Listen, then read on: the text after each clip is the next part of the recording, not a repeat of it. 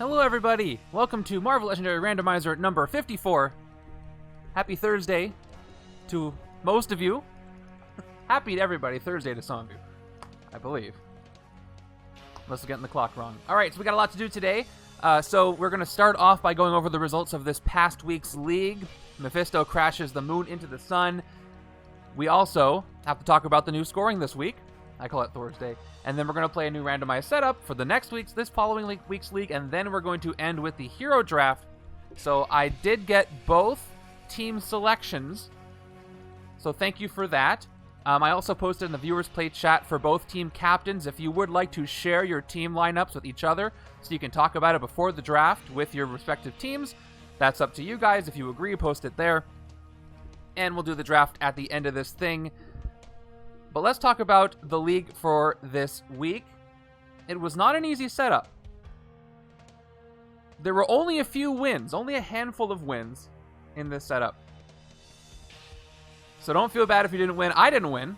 Spoiler alert, I lost. I played it twice, and I lost twice. And looks like it was tough for most of you guys, especially with no Marvel Knights heroes. So if you're ready to look at the results, let me go ahead and pop those in. Now, what I'm going to do differently today is I'm not going to show you, I'm not going to do the reveal for the third, second, first place because we have new scoring this week, so you'll see everything at once. And I would love it if you ask me any questions about the scoring that you have. I'm going to go over how it went. And since this is the first week, also we're in the evaluation phase. I personally really liked how it turned out as far as the way that the scores are calculated, but if you have any comments, criticisms, please post it in the Randomizer League Discord. If you have any questions for me during this stream, just go ahead and ask me. But let's get this thing shown. All right, so week 38, Mephisto crashes the moon into the sun. I went ahead and put the win rate and fun level up for you guys here, a couple of changes. So the win rate was only 26%, making it a certified frustrating setup. Yeah, the way it works, Imka's right, the way it works is it's all based on ranking. So even if you got a lot of VP, you don't really know where you place. Yeah, so frustrating setup for sure, with only a few wins, but the fun level doesn't really match that. The fun level is great. It's a 3.6 out of 5. So even though it was tough, you guys had a lot of fun with this, and I'm really happy about that because it doesn't always go that way. I think we only had one other setup that had that big discrepancy between. It was the Epic Deathbird setup, I think. It scored one tier down for each one. It was an impossible, but it was also a good setup, so I love when that happens. And let's go ahead and take a look at the results again. We're going to see all the results at once, and then we'll talk about it. So congratulations to the following individual. Oh, leave it right there. The following individuals. So first place for setup A is Wicked Pepper Imka Bongers. Congrats. Second place, Mr. Giraffe, and third place, Excalibur for the second setup B. We had a first place tie between Montax and Avatar. Congrats. Kate PhD for second place. Thanks for the resub, my ohms. I hope you get to play too again. And Ashy in third place there. Yeah, that was first place. Now let me talk about how this scoring went down. So as you can see, as I mentioned before, each thing is sorted into 4 different categories that are your scoring categories. You have, and you can't really see my hand, but if you look where it says win here, I'll highlight it. So that's the first, that is the first category. So if you won, you ranked higher than anybody who lost. And the way these parentheses scores work are as follows. Everybody is ranked on a scale of, or they're ranked in order based on how many participants there were. So there were 12 participants for setup A, for example. And if you look over here at turns, you can see that Imka scored the highest rank possible in turns because nobody tied in turns. So she got 12 points in turns, Mr. Giraffe got 11, and then Micro Disney got 10, and then 9. Excalibur got third place, but only got 6 points in turns because they were ranked 6. But if you look at wins, the way these shared rankings work is as follows. Only 2 people won. So they ranked 12th and 11th. And we get the average of 12 and 11, divided by 2, and you get 11.5. Everybody else, you got 10, 9, 8, 7, 6, all the way through to 1. Those are all added, divided by the number of participants, and then you get the average there. That's how those points work out. Same for every category. So if I look at every category, for wins, Imka and Mr. Giraffe tied for winning. Then for a number of turns, the way that turns works is as follows. If you win, it's better to play fewer turns. Because if you win, having played a shorter game, that scores as better. But if you lose, it's better to play more turns because it shows that you really made an effort. So from order of best to worst, it's winning quickly, winning slowly, losing slowly, losing quickly. If you lose quickly, it's the worst ranking.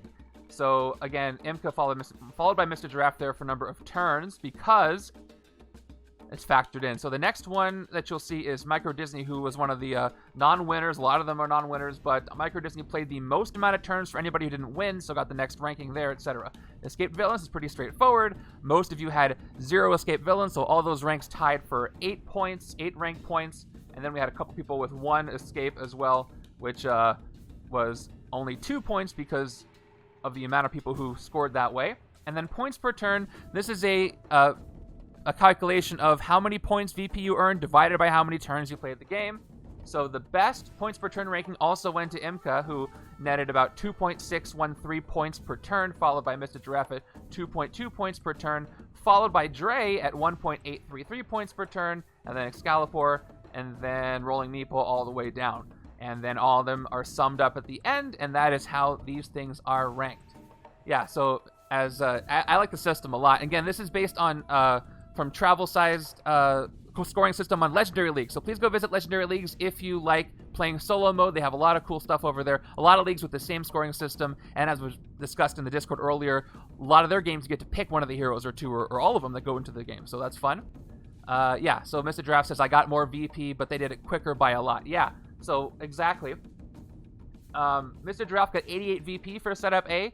Imka only got 81, but that's okay because the points per turn were still in Imka's favor because Imka played fewer turns, 9 fewer turns than Mr. Giraffe did. I hope tracking turns is okay for you guys. I got some tips from you that keep your counter right next to the villain deck. So if you're using a counter app or if you're using dice, put it right next to the villain deck. So every time you draw a card from there for a new turn, you tap the counter or you turn the die, whatever. It'll help you keep track of that. And setup B, we got a tie. So here's what happened here. So Hate PhD scored between Avatar and Montax for number of turns. But the same thing happened here with points per turn. Hate PhD got the middle amount of points, but Montax did better than Avatar did on points per turn, but Avatar did better than Montax did on number of turns, so they evened out and they tied there, and that's exactly how that worked. All right, any questions about this scoring system? Any thoughts, comments, concerns? I think it's a little better than just straight up VP minus a bunch of stuff. Again, didn't have to keep track of your scheme twist, didn't have to keep track of your bystanders escaping, but you will notice that escaped villains are a big deal. They count much more, they're weighted much more heavily towards your final score than they were before because they're an entire category. So don't let those villains escape, be good heroes. For sure an upgrade. All right, I'm glad well, anybody who didn't place like it, I know the people who place liked it. Hey, Ashley likes it. I like it a lot. We'll test it for one more week and then we'll do a final evaluation. I'll do another poll and you can be good heroes, or that's not a shot against you guys. Standing back, getting as much VP as possible, because that's the system that existed. Since I want to have to tolerate, that's the spirit, I think. We'll do it for one more week, and then we'll do a poll, and then if you guys say I love it, we'll just keep doing that for the near future. All right, thank you for humoring me on that, and please ask any questions if you have any that come up. I can go over this again. Okay, let's go ahead and randomize the setup today. All right, let me go ahead and start the prediction now. I'll end it before I start to fill up the HQ. I did not defeat Mephisto, like most of you guys weren't able to. So Mephisto and Crash the Moon into the Sun are in the rotation again, so we could see Mephisto for the second time in a row. It's very possible. But yeah, go ahead and tell me in the chat, who do you want to see today? Who do you not want to see today? Remember, anybody that I have to fight, you guys have to fight too, so keep that in mind if anybody's thinking about Maria Hill there. All right. Prediction is up, but I suggest you wait until you see what it is. Thanks for being here, Drewfist, at least if it's just watching on mute. I'll try to make good gestures so you can see what's going on. Saturday is going to be a viewer challenge stream. I'm going to do 2 viewer challenge streams in a row, back-to-back Saturdays, this Saturday and next Saturday. I'm pretty sure, yeah. And I've already picked the 4 setups, so if I didn't reach out to you, I didn't pick you this time, but I did reach out to the 4 people who I'm going to be playing setups this week and next week. And if I didn't pick you, hopefully get to yours at another time. But you can still submit setups if you type in command challenges. I am taking entries for those. I picked 4 different people, but I'll get to everybody at some point. At some point, Ollie. Maybe. We'll see. All right. Thank you. Oh, every time that happens, I'm reminded I need to show my notifications because I cannot see. I have to do some trickery behind the scenes here so I can see that stuff. No, that's the chat. That's not what I meant to do. I have to pop out alerts. I'm new at this. I'm a very new channel, right? I haven't been doing this very long. I don't know what I'm doing. All right, who do we see? Hybrid, Poison, Thanos. That's it. That's all you guys want to see. Okay. That's fine. I'm down. Howard the Duck. Okay, I'm going to go ahead and start this thing. Let's get going. Right. Gwenpool. Right about any moment now. Right now. Here we go. Hey, you got some Venom. This is interesting. Arnim Zola's invasion of the Venom Symbiotes.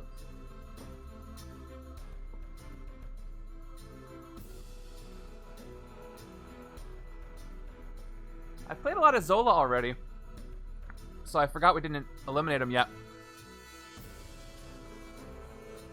So what weird stuff did this scheme have? I don't remember the schemes all by name. It is extra Henchmen group. Okay.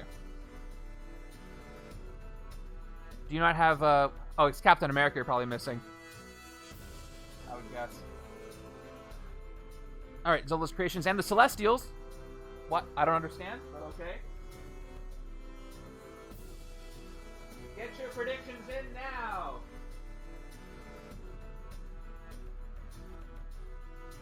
Found them both. 1, 2. The Church of Truth and the Khonshu Guardians.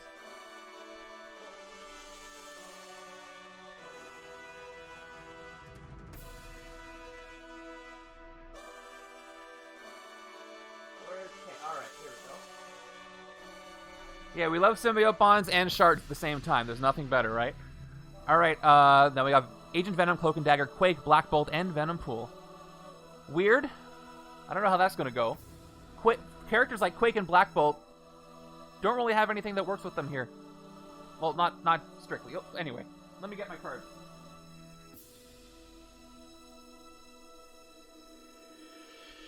Alright, Cloak and Dagger.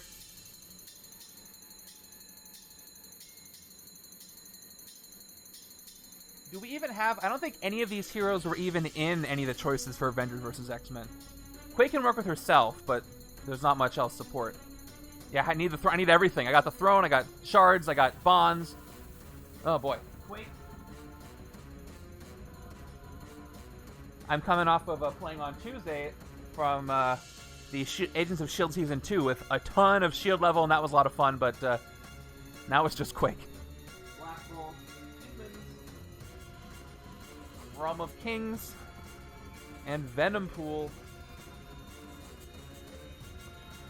A couple of the more recent expansions in, well, Venom is semi-recent, and then Realm of Kings. Split cards. We got a lot. I'm going to try to keep track of it best I can, and we're not using the layer. Stop that. Okay.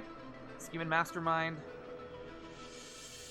Ollie with the fun facts. First appearance of Zola, Scheme, Cloak and Dagger, Black Bolt. Second appearance of Venom, Agent Venom, Quake, and Venompool. Alright.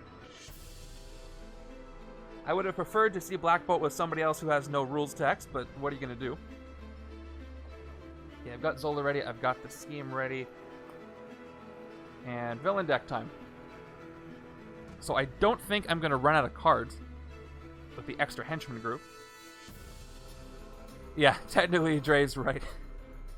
Yeah, if you guys didn't see in the chat, today is the 1-year anniversary of the 2021 Legendary lineup that we've unfortunately only seen one of those so far, an Annihilation. Okay, see ya, Ashy. Really hoping for some Messiah Complex news, at least by the beginning of December, otherwise, I don't know if we're going to see any. twist has play extra cards, so the deck is only 2 cards bigger. Thank you, Avatar, yeah. But, depending on where the twists are, that could affect your turn count. Okay, I threw 2 bystanders in there. And I got all the groups. Yep, we're all good.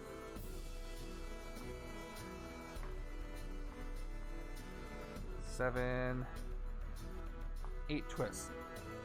Make sure I actually did 8 twists. Yeah, 1, 2, 3, 4.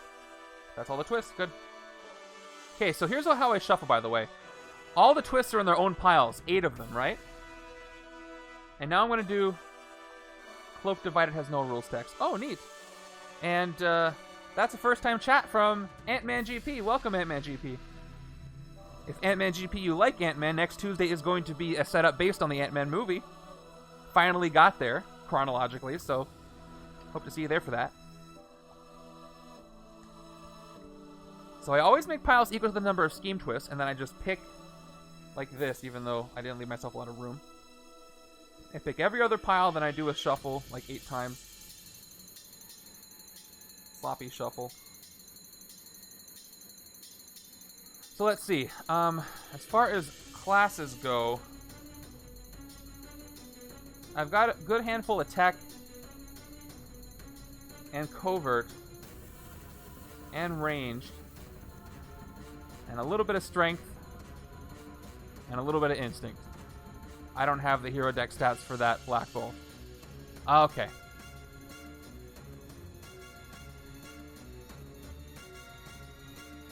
You can look it up on masterstrike.com. Also, the bot will do that. So if you type in !hero space Black Bolt, it'll generate a link to masterstrike.com, and it's going to show you both of them. All right, hey, hello, Big Mac. I'm reading your question while I shuffle.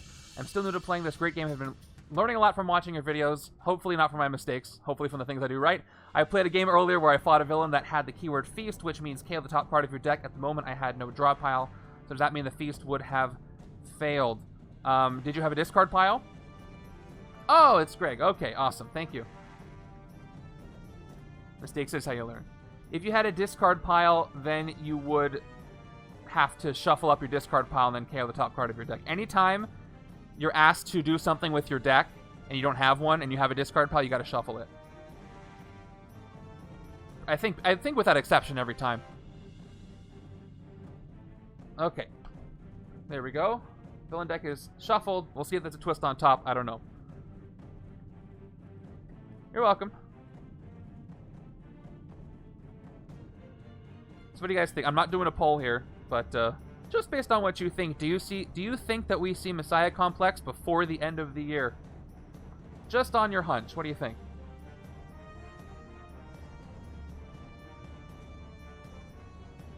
Like if you got a free copy of Messiah Complex if you were right. What do you think? It's getting towards the end of November, so I will note that the S.H.I.E.L.D. expansion came out in December. The first blog post for S.H.I.E.L.D. was in December, and then it released in December. So who knows? But that was a little more scheduled. What do you mean someone put it on Amazon for $50? Like a pre-order? Because nobody has it yet. I apologize for these really messy shuffles. I should use my sorter next time. Yeah, I wouldn't pre-order it for $50 at all. You'll get it for regular price when it comes out.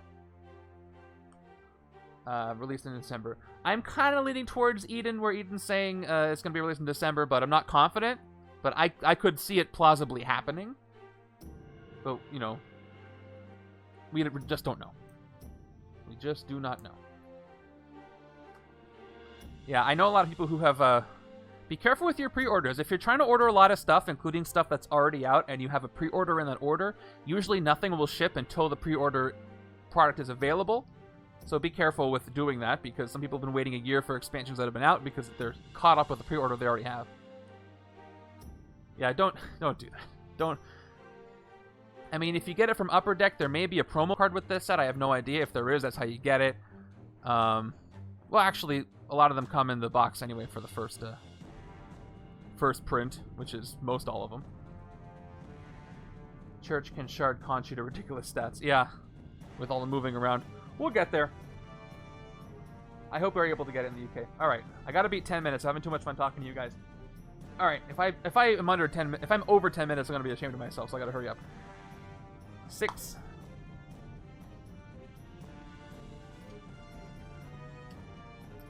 My time is terrible today. That's why people don't read chat during speed runs. Okay, any other scheme stuff I gotta do? Nope, just the extra henchman group. Oops, that was the wrong button. And good. All right. No shame. No shame today. That was not over 10 minutes.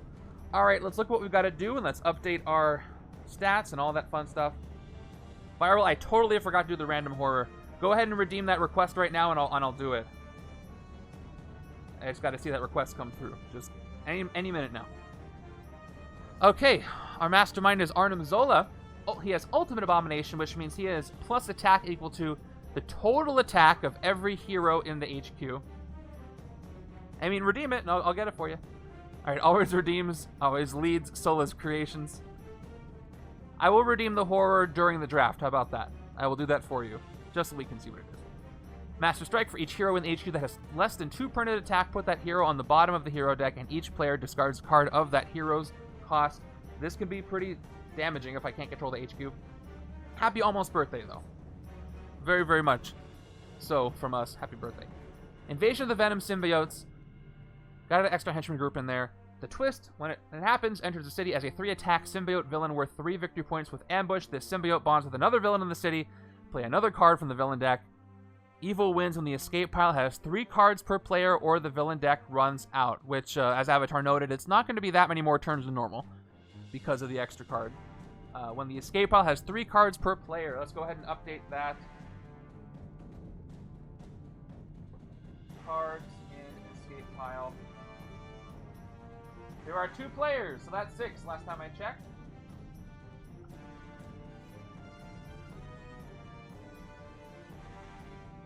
Make sure this works, and I'm probably going to have to keep track of shield level once I get Quake, but I'll take care of that later. The number of twists is 8, so that's already matching. Keyword cards, not villains. Yep, cards in escape pile.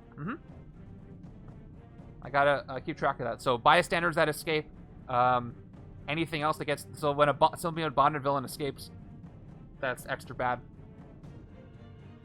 I think when I have to look this up, but I think when a symbiote bonded villain escapes, they're just both in there. Yeah, I think that's what makes this tough.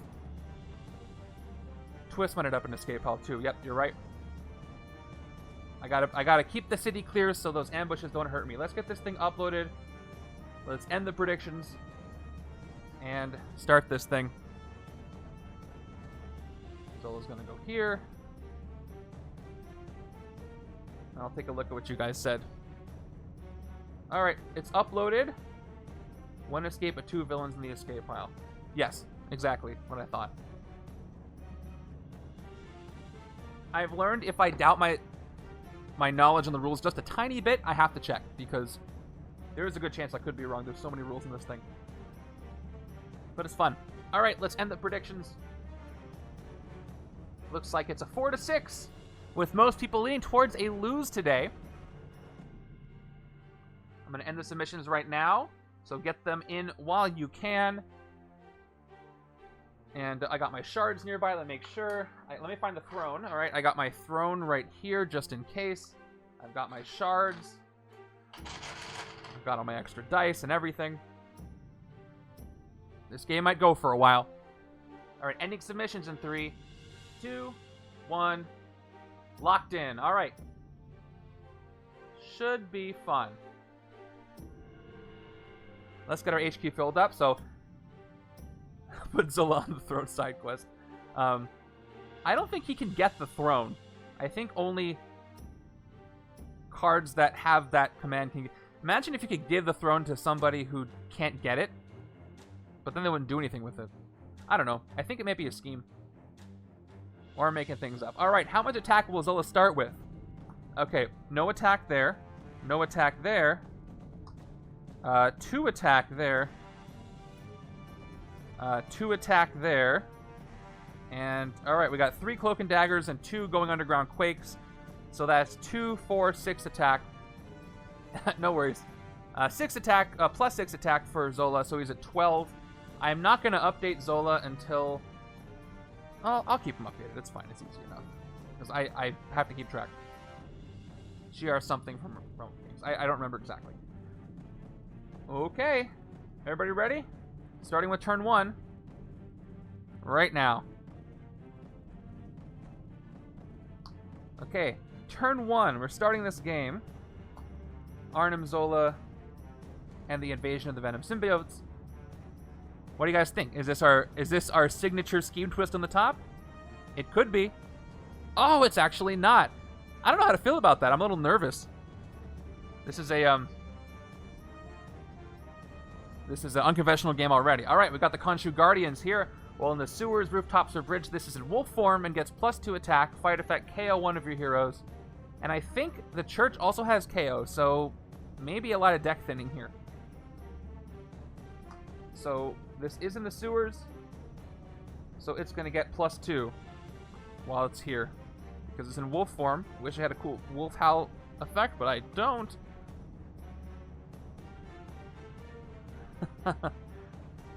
Avatar doesn't like it when I pull a twist, and Avatar doesn't like it when I don't pull a twist, so don't know what to do.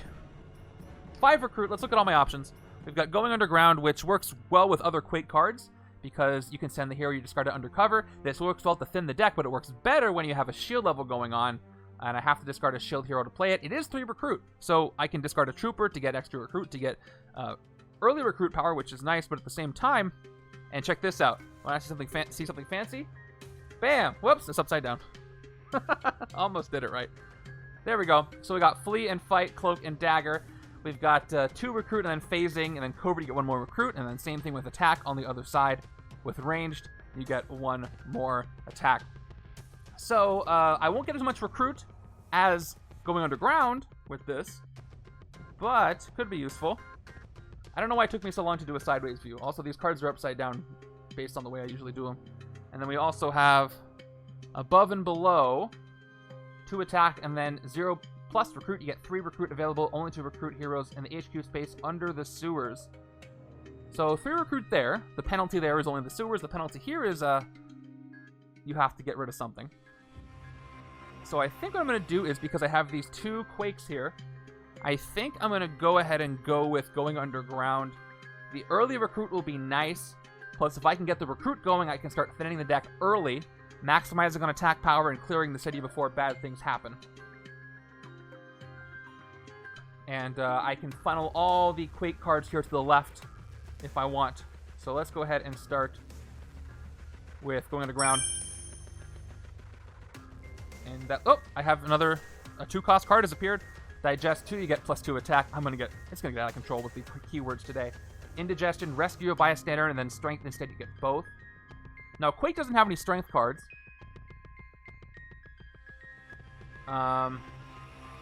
But sending things undercover does help with Digest, because Digest has to do with the number of cards in your victory pile. So that's a plus. And I'll be able to do that somewhat quickly if I can get things undercover. 40% of the hero deck is ranged. Thank you for the stat. And then I can get both. I'm gonna go with my gut here. I am gonna take this on the left just to keep things moving. May not be able to trigger that strength power all the time, but that's okay. All right, we got more ranged.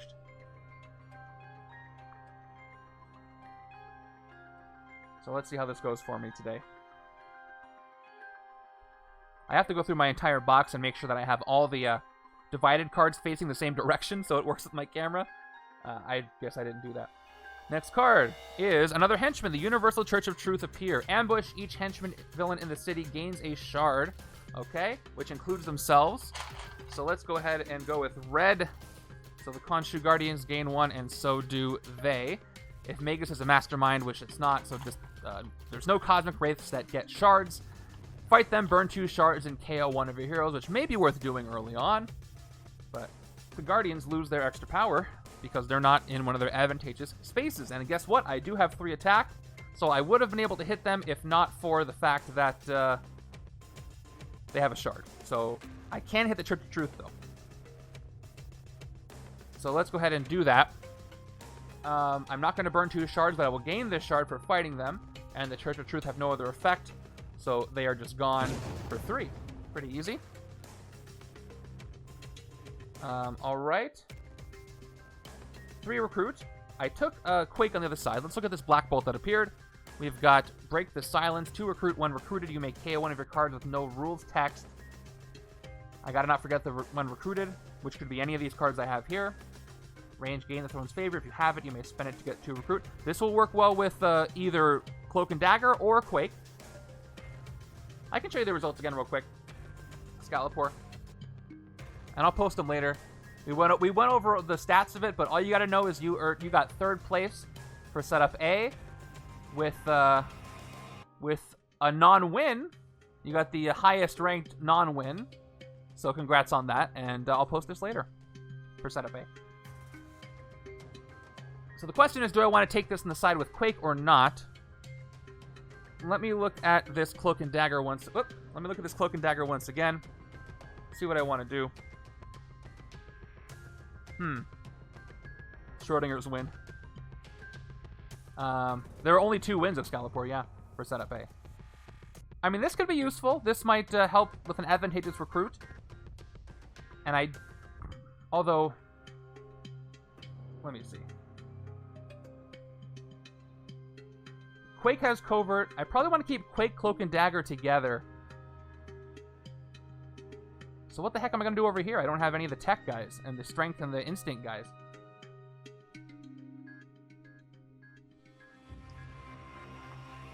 Especially with Cloak and Dagger, they have a lot of range and covert superpowers. So, I think what I'm going to do is take the Black Bolt card, because I'm going to end up taking more Black Bolt over here eventually. So even though it's ranged, I think I want to go with this because I can spend the Throne's Favor that I gain through the other Black Bolt card. So that's my decision right here for 3. Thanks for the compliments on the fancy camera.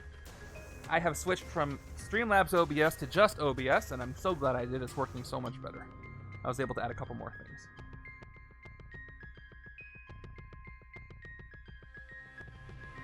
Yeah, I forgot I told you I'd forget it. All right, let me go ahead and do the KO. So let's KO this shield agent that was in my hand for the when recruited effect. All right, moving on. There's a Scheme Twist. I missed you, Scheme Twist. Okay, Twist enters a city as a 3-attack symbiote villain worth 3 VP with Ambush. The symbiote bonds with another villain in the city. Play another card from the villain deck. Okay, so let's take care of this. It's going to bond with the Khonshu Guardians, creating a now 7-attack thing. So let me put the little 3 on here.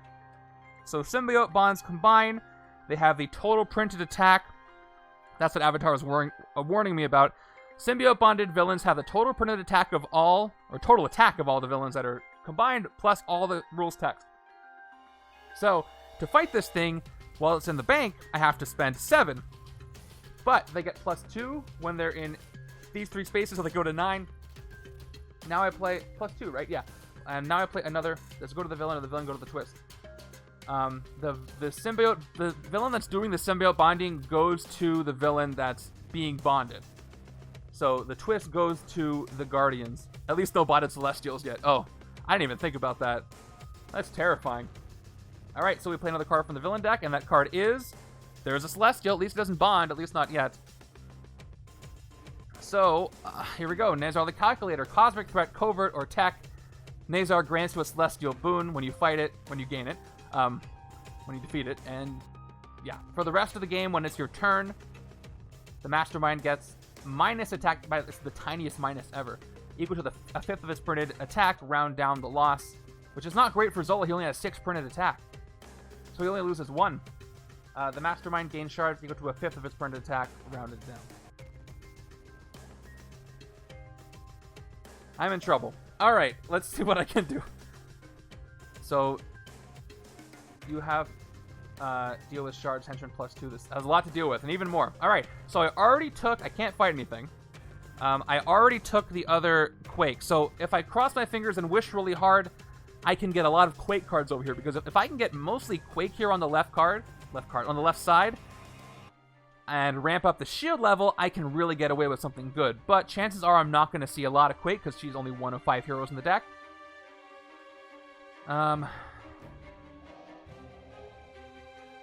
But I'm going to capitalize on this, because if I can keep the other going underground, send some of the 1-cost chilled agents under cover, I can pretty much recruit anything I want and keep that going. Quake can go with Cloak and Dagger, but I'm going to go for maximum recruit early, even though I have to take care of the city. I gotta start recruiting. So let's take that. If I can draw both of them, that's going to be 6 recruit in a turn. And I can't find anything, so that's it. We got another Break the Silence over here. Yeah, Quake and Cloak and Dagger are going to go well. I just need...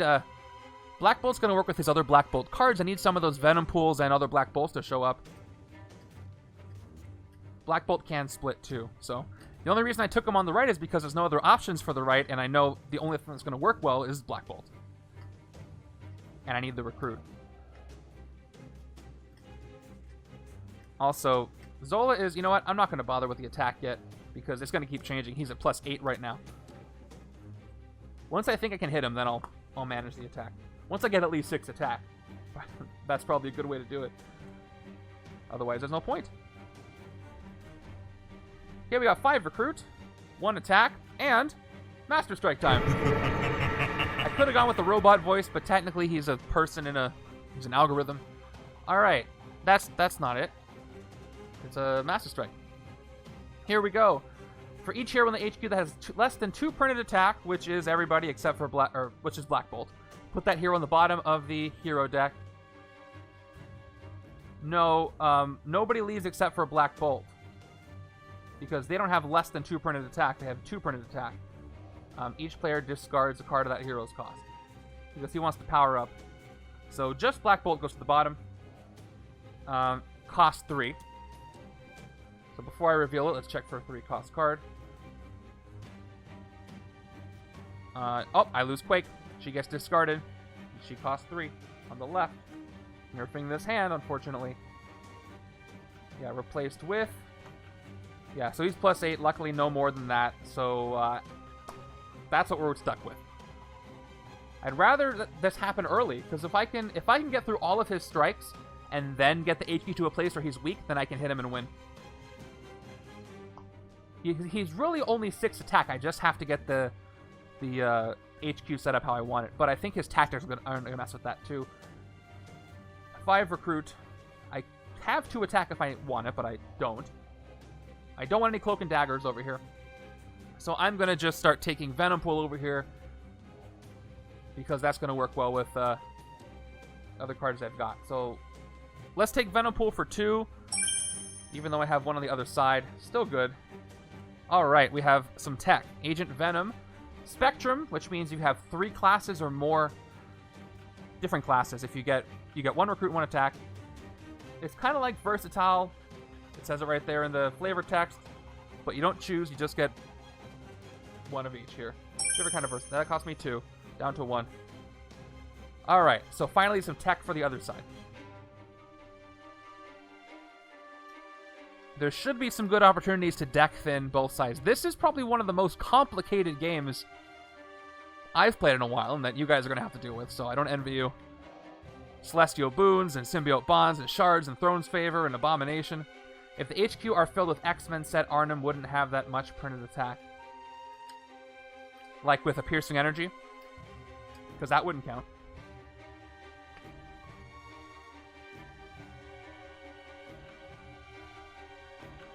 Alright, I lost Quake, but I do have Indigestion this turn. No victory pile. And we got another Church of Truth, so let's take care of this. So all the henchmen get +1 attack. Nope, +1 shard, so technically yes, but I gotta be more specific. So the Khonshu Guardians get a shard, and so do the Church of Truth, and they're also here. So here's what happens. 5, 8, 9, 10. They're 10 to hit. Oh boy. That's that. Yes, that is a thick guardian. Okay. At least I can fight this one for 3, but not this turn. I'm very terrified of this thing here. It is a wolf. It is a warrior wolf bonded with a symbiote villain that has cosmic shard powers, and I don't want to think about that any more than I have to. Digest that chimichanga. Left-hand side has no card in the victory pile. The Khonshu Guardian, Excalibur. So I get indigested and rescue a bystander, quote unquote. So the bystander I get is hopefully something that'll help me win the game right now. Nope, it's a standard bystander, but that will give me 1 card on my victory pile and closer to digest. And I could spend the shard, and for city control, I might do that. I'm afraid of the scheme twist. So I got 2 attack. I'm going to actually spend this shard to fight the Church of Truth there. I will get this shard back, which will not let me... Oh, wait, hold on. Wrong side. Back up, back up, back up. This is the left-hand side. I can't do that. That was illegal. You know what I need, you guys? I need to have a... I need a siren sound effect back, so that if I make a rule mistake, either I can play it or you guys can play it, but I should play it. So I would hit the siren button because that was an illegal move. I'm going to do that. I have decided. Even if I catch myself, it was illegal. All right, so the shard's on the right-hand side. It's hard when you're 2 people. So I can't fight anything. I got 2 recruit. I don't want Agent Venom over here. And I can't take any of the Cloak and Daggers for this pathetic amount of recruit I have. So let's get a sidekick and move on. As long as you don't abuse it, just please use it when I mess something up. It'll get my attention. I'll make it real cheap too. I hope I don't regret that. All right, sidekick for 2.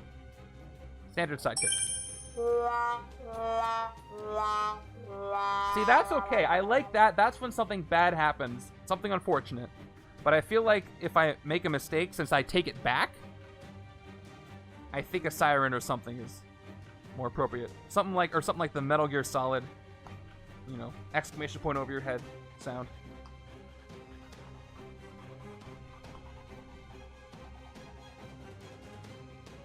You can't even hear it? Could you guys not hear that? I could hear it. Here we go. That's right. I have to make room for the siren. I'll pick one nobody uses, and I'll replace it with that. All right, here we go. Right hand. Doughboy enters. Oh, and these also have Abomination. They can also symbiote bond. All right, 4 attack, and then fight KO one of your heroes. Not great. So, I've got multi-gun, but I do not have Spectrum, so all I get is 1 attack and 1 recruit, which is going to leave me with a total of 3 attack, 4 if I spend the shard, and then I've got 3 more recruit for 4 recruit. Abomination needs a die for sure for Abomination, so let's take care of that. He gets +2 while he is above the sewers. So as far as things I can fight, the only thing I can reasonably fight or fight at all is the Church of Truth. I don't need to spend the shards. Let's go ahead and spend the 3 attack to fight it. So I get 1 more shard for real this time. And I can choose to burn 2 shards to KO one of my heroes. But I feel like I'm going to need the attack power to clear out these nasty things from the HQ. Plus I have other henchmen to help me thin the deck. So I'm not going to worry about doing the burn 2 shards. I'm just going to go ahead and KO these guys. Or defeat these guys. Fight these guys for 3. And 4 recruit can get me the other multi-gun with Spectrum again. Replaced with... Alright, we're going to keep going with these 2 cost cards. We're going to get the Venompool as well. What we've already seen. Alright, another one. Okay. Options for the other side. That's fine. Saving all the Cloak and Dagger for the left-hand side. Maybe I'll have more recruit potential here. So what makes me nervous now is we're 6 turns in. This is turn number 7, and I've only played 1 twist, which means that I could get a chain of scheme twists, which means a lot of escapes. Yeah, thank goodness I'm not doing Moonlight Sunlight right now at the same time. Here we go. Turn number 7. There's the scheme twist. Will these chain? Will this be a real pain in the butt? Oh, actually, there's no push. Nope, it enters the city. There is a push. It enters, and then it bonds. So who do I want to make it bond with? It bonds with another villain in the city. That's a really tough question. I could just go all in on the Khonshu Guardians, but that's not... Normally that's fine, but because the scheme twist the evil win condition is based on the number of cards in the escape pile. Oh, I can't. That's right. Thank you for reminding me. Symbiote bonds cannot stack more than one. So I guess I'll stack it with Doughboy, because the Celestials are already hard to fight. Until I get Covert or Tech. Because without Abomination, he's only a 4. They do get weaker. So the upside to putting him on the Celestials is I can weaken this with Cosmic Threat. But Nazar the Calculator is more likely to escape before Doughboy is, though. And I don't want this to escape. So I'm going to attach to Doughboy, because if Doughboy is over something without any Abomination, if it takes this long and maybe gets here and this still has no attack, then I can hit him then. But I may not be able to get enough Cosmic Threat to take that out. So we'll do this. I gotta hit him twice, though. That's what I gotta do with the symbiote bonds. I thought ambush, symbiote bond, don't push the villain. Yes, Excalibur, but they enter first. The twist enters the city, and then it bonds as an ambush. Yeah, ambush effect happen after they enter. So you know what? Because I'm running out of dice, I'm gonna mark the symbiote bonds with, of course, a black die for the Venom Symbiote. So this is gonna add 3. They're all gonna add 3. I'll do it this way. Whoa. Alright, so this is 9 to hit. This is only, because we're in the streets, 8 to hit. But I only have 2 attack. So back to what I was doing.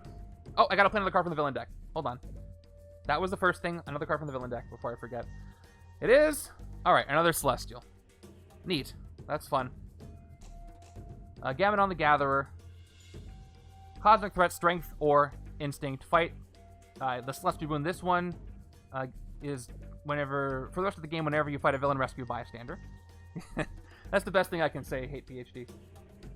And you get no bonuses to your attack. You're just super strong already. Look at that city. That's a fun city. 4 recruit. Nothing to fight. Finally, I can get one of these Cloak and Daggers, so I will do so. This is the one that gives me either 2 recruit or 3 recruit with the power, or 2 attack and 3 attack with the power. I'm probably going to be able to get the 3 attack because I have those Quakes, which is good because those give me recruit. That is a city only a mother could love. Yeah, so I'm going to go ahead and take this on the left for 4. More Cloak and Dagger. Okay, I would have preferred something for the other side, but I'll take them.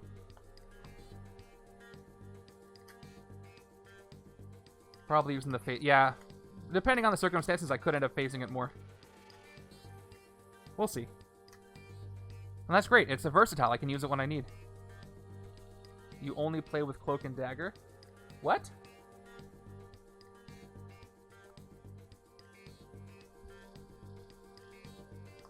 They're just showing up today. Do we have a full city?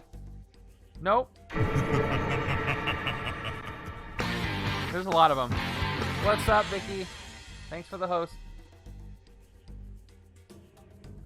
What are you doing special for Viral's birthday tomorrow? Okay. Once again, for each hero with an HQ that has less than 2 per unit attack, that's going to be our friend Venompool here. That hero goes to the bottom of the deck, and I must discard a card. Each player has to discard a card of that hero's cost, so this Venompool is discarded. Unfortunately, left-hand side is not going to lose anything for once. Venompool goes away. And replaced with a stronger Venompool. I love this card. Shenanigans. Draw 2 cards, but you can't draw any more cards till the end of this turn. Still good, because there's times where you don't need to draw anything else. So I've got Black Bolt here, who cannot do the superpower. So it's 2 recruit, 4 recruit, and an easy choice here. I'm going to go ahead and recruit Shenanigans. I had a feeling, so thank you for censoring that. That was my guess. That's one card I would only put in 2 per player. 2 per player? Yeah, I don't want to take too many. Like Can I Get a Do-Over? You don't want too many. and the Black Cat card, I think. Any card that says that this is the first card you played this turn, or first time, or you can't do anything else after. Alright, and the 2 attack. Oh, I could spend 2 shards. Still not enough to hit anything. And nobody has Cosmic Threat ranged either, so that's the turn. Oh, you mean like doing your taxes? That must be what that means. Okay. Give me a good hand here, please. I shouldn't have said anything. That's a terrible hand. Well, I hope you wear the green visor, just, you know, to be safe. Okay, I'll draw a card from the villain deck for you, Viral. Here we go. It's another Khonshu Guardian. Once again, while they are in the sewers, rooftops, or a bridge, it's a wolf. And he gets +2 attack. So guess what? I have 2 wolves out here. I have one here. And if I can find another red die, I have one here. That's terrible.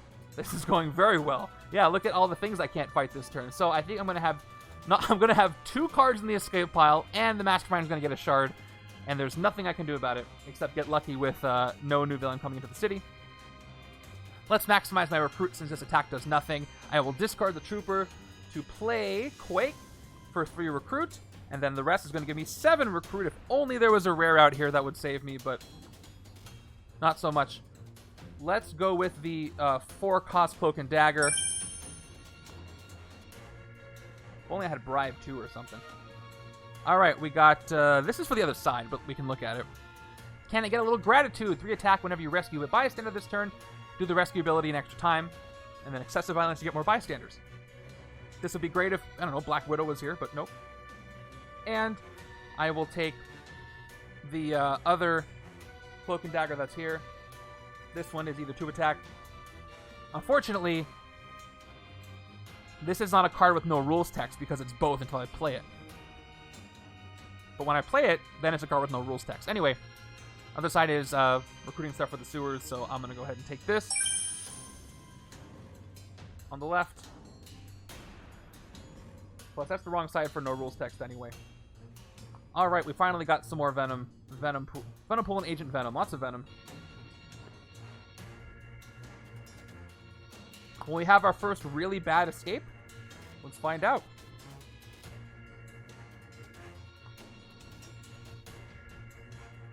Maybe we'll have 2. Maybe it'll be a scheme twist. We have 2 escapes. Totally. That's exactly what it is. I had that feeling, you know? Just had a feeling. So, let's play this out. Khonshu Guardians escape. Let's play this. Let's do exactly what we're supposed to do here. Shard to the Mastermind. This one goes to the supply. And the Khonshu Guardians are going to escape, as well as the symbiote bonded thing. No escape effect on this, so they are simply just gone. And then we have the symbiote bonded part of it that is also just gone. So that's going to be 2 cards in the escape pile already. Already a third of the way to losing. Everybody moves down. I have to do only 1 KO, though, for both of those parts of the escape. So who am I going to KO? Let me look at government payroll. Yeah, the rest go to the supply. That would make it a lot harder for you if they all... Like, if somebody with 10 shards on it, that makes it almost impossible. And I'm pretty sure that's why the rule exists. This is decent, but not great. So I'm going to go ahead and actually get rid of government payroll, even though it is dual class. And that's all I got to do there. Even though I should have KO'd something else for the Abomination, but I'm nowhere close to hitting him anyway. And I'm hoping to recruit these things. Okay, we're done with the escape. Now we got to take care of the effect from the symbiote bonded guy. So it's going to bond with somebody. I'm going to have it bond with the Khonshu Guardians here. Again, just because I don't think I'm anywhere near getting the cosmic threat I need to take out one of these Celestials. And even though these guys get boosted up, I gotta do it. So we got a symbiote bond, additional attack of 3, And now we have to play another card from the villain deck, but at least they bonded, so I won't have another escape unless, you know... Well, actually, I'm not going to have an escape at all. There's really no way. But let's see what the next card is for that. Oh, it is. Okay. So, once again, we have another bond. It's got to go to a Celestial now. Red die on the Guardian goes away. Yes, for now. You're right. Alright, so, yeah, Gatherer, because the Calculator's about to escape. So, we have a Symbiote-bonded Celestial. Something I was really trying to avoid has happened. And this might not be a very good game for me. Now we play another card from the villain deck. It is Manfish. It ends. But what an end. Not cool. Abomination, if you fought Manfish, the sewers are bridged, each other player gains a wound. Escape, each player gains a wound. And he's got Abomination, so it's at a 7. I don't like this, you guys. So, I've got 2 attack. I could get 4. But, yeah, those henchmen are tough already. So I got 11 attack. I've got 9. Yep. Still 6. I've got 13. This one is 6. Very close to hitting this, but I'm still short. And then Manfish is 7. So nothing I can do can hit anybody. So I'm probably going to have an Escape Celestial with a bad escape effect and counting towards the Evil Wins condition. So I'm having a great day. For Recruit, right-hand side, I'm going to take Government Payroll because it's the only thing I can afford that's not a Cloak and Dagger. And it does Wall Crawl, so at least... Yeah, you gotta hit him twice. This is a devastating combo. The further we get into the Randomizer League, this is going to happen more often.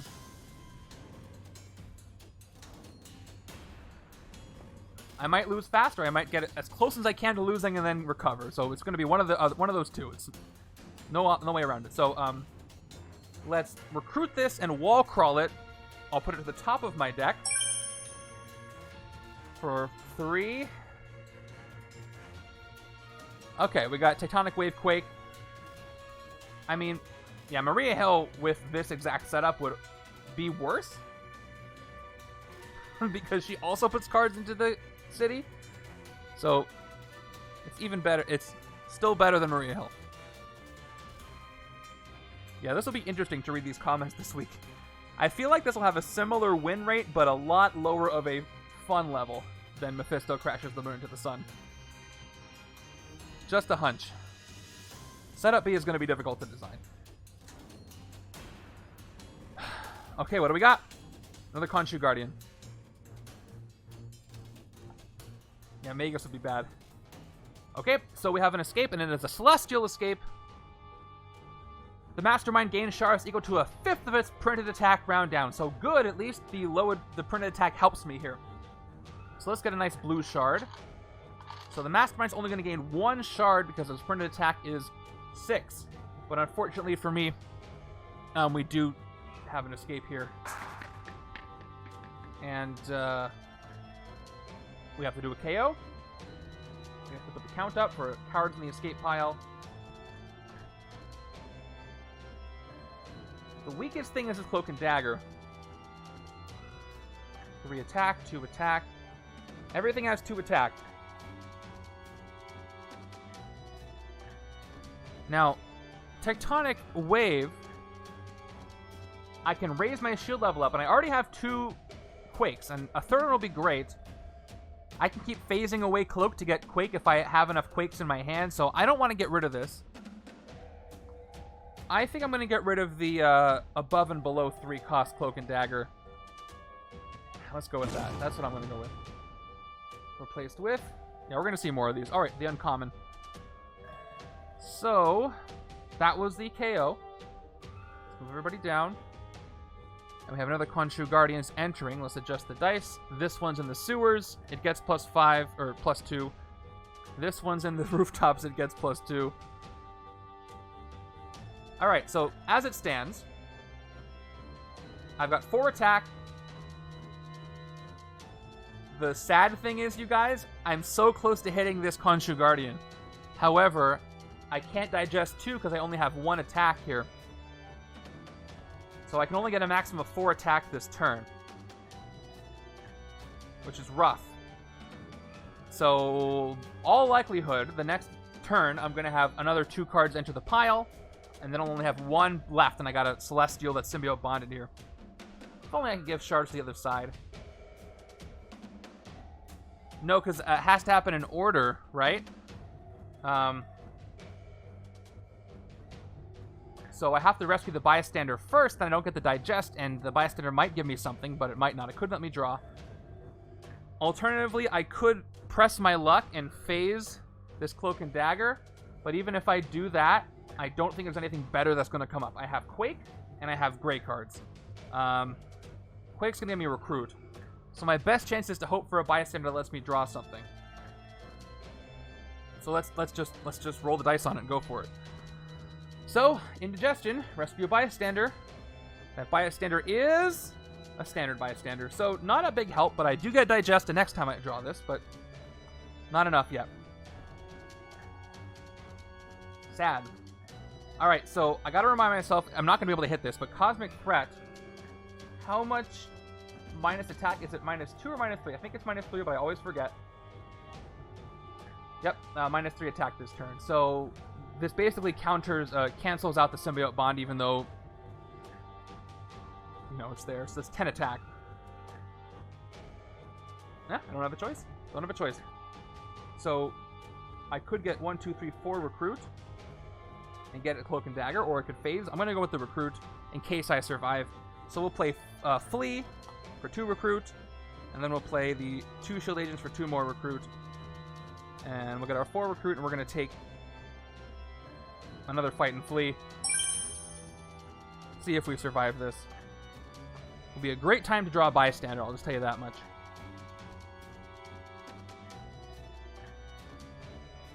Alright. Not a great hand attack-wise either. But I do have Recruit. Okay, cool. I actually have attack potential this turn. Look at that.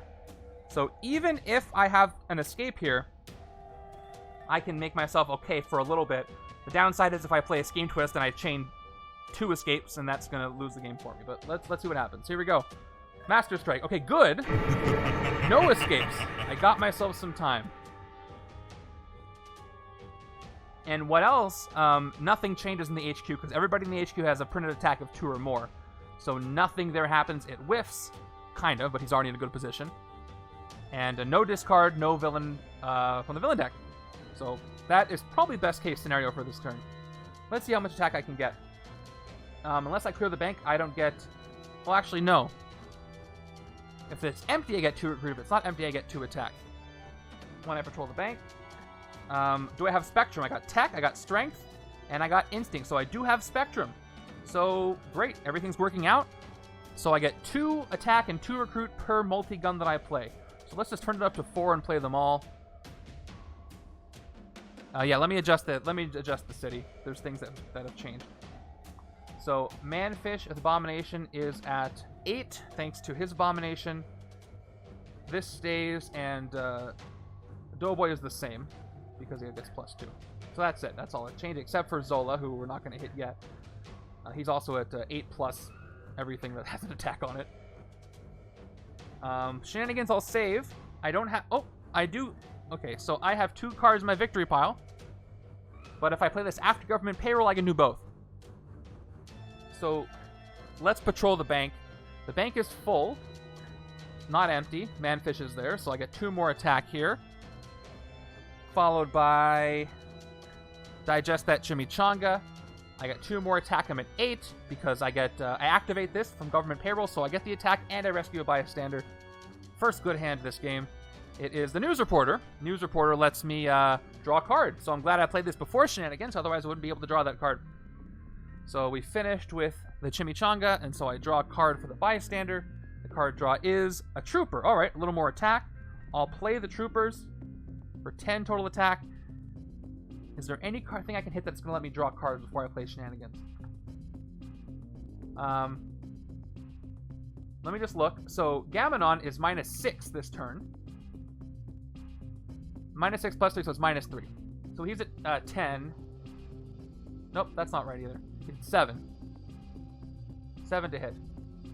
So I can hit him for 7. I'll have 3 left, and then I can hit the bonded one and get rid of both of them, and I'll get the Celestial Boon. That's great. And the boon is, for the rest of the game, whenever you fight a villain, rescue a bystander. That's also good. It's only one villain from the city, but it's a strong one. The strongest thing, I think. Well, not necessarily. So that's an idea. And then I get to draw 2 cards. Like, in addition to that, and I have 2 shards I can spend as well. Because maybe I'll get enough attack to hit something else. I could also hit Doughboy, but I could weaken him by doing a recruit later. But let's do that. Let's take care of the Celestial. So I need 13 attack, -3. That's 10. -3 again. That's 7. So we're gonna hit him for 7 of my 10 attack right now. So it's a symbiote bonded villain. I get to pick which one I defeat. I'm gonna choose Gamenon. I get the Celestial Boon. I wish there was a better way to keep track of these. So whenever I fight a villain, rescue a bystander, I'm going to be fighting a villain again. So if I forget, I'm trusting you guys to remind me on that. Luckily, there was no escape. So I got 1 boon. I'm going to keep it close by just so I remind myself if I can. Great. Now I can fight this symbiote bond that's by itself for just 3 attack. And then I get to rescue a bystander. Alright, let's hope it's not the copycat. I really hope it's not. That's 2 rescue. No, for the rest of the game, whenever you fight a villain, so it doesn't count Gamenon himself. But it does count this. So that's defeated. So I get... Should the Celestial rescue? No. For the rest of the game, right? Because I fought him before I got the boon. So the only effect happened from the bond. So I got a bystander right now. For the second fight. And a standard bystander. Okay, and that cost me another 3. Alright, so now I'm down to what I have here. Let's play shenanigans now. No card draw from the bystander, so let's draw 2 cards. I can't draw any more cards until the end of the turn. I got 2 agents. Okay. So no helping with attacks, but I do get 2 recruit. So I'm at 6 recruit, which means I can take Big Slime Opportunity, which has Wall Crawl, and then 2 attack and recruit. Patrol the sewers if it's empty, draw a card, which is not super likely. But a Wall Crawl 2 attack, 2 recruit card is nice. I got myself a little bit of a buffer here. I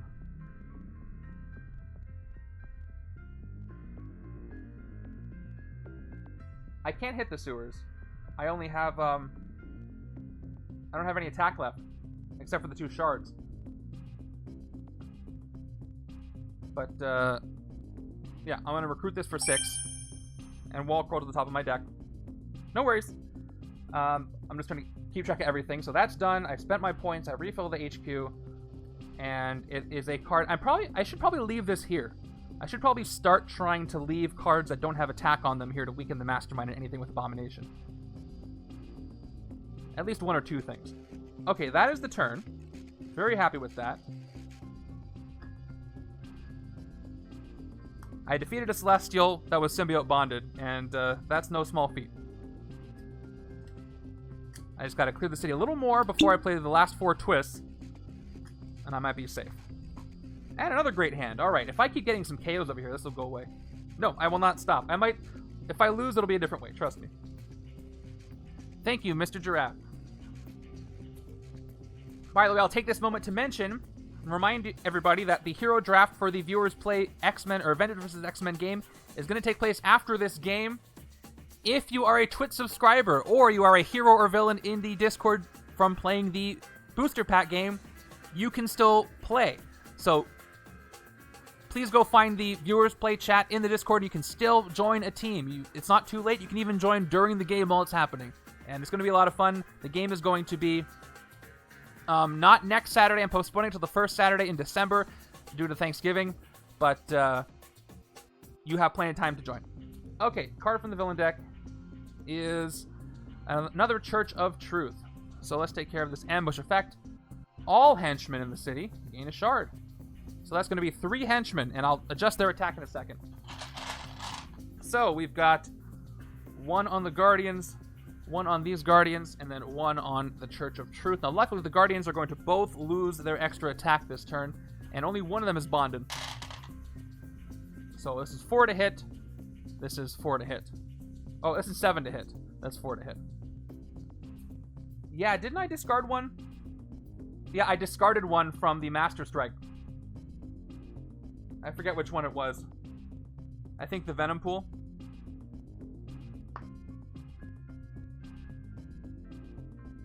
No, from the Scheme Twist. From 2 Scheme Twists ago, I drew 5. Oh, did I just mess up? Let's see. So last time it was a Scheme Twist. Before that, it was a villain. So maybe I just drew the wrong number. Oh, I know what I did. I drew my stack instead of reshuffling, so I should be drawing one more. So let me draw one more card. Sometimes I don't remember, but the twist whiffed though. Yeah, the Master Strike whiffed. I honestly can't remember if I did a discard or not.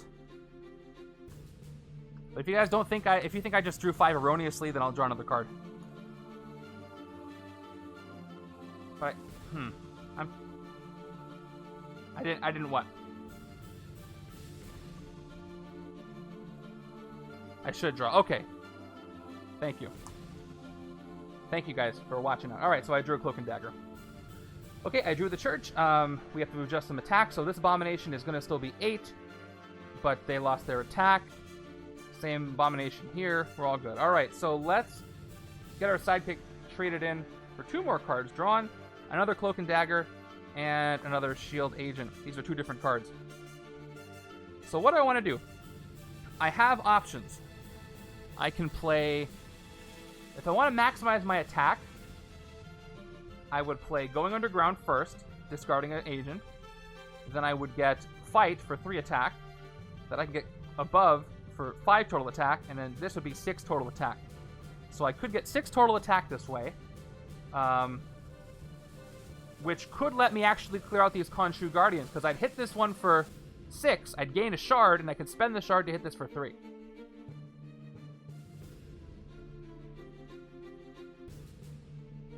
Oh no, that's not true at all.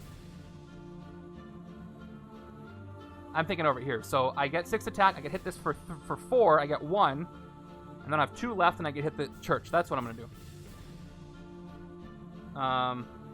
So let's maximize my attack. I need all of it. So let's do that in the order that I said. So I can clear 2 spaces. None of these are bonded. I'll take care of them before they're bonded. No, you're sideways. All right, so I'm going to discard an agent, which will cost me 4, 5, 6. Oh, man, if I don't do that, though, I can get the Tectonic Wave. But I do need to get all that attack. That's going to be 3, 5, 6. I need 6 attack to fight both of these.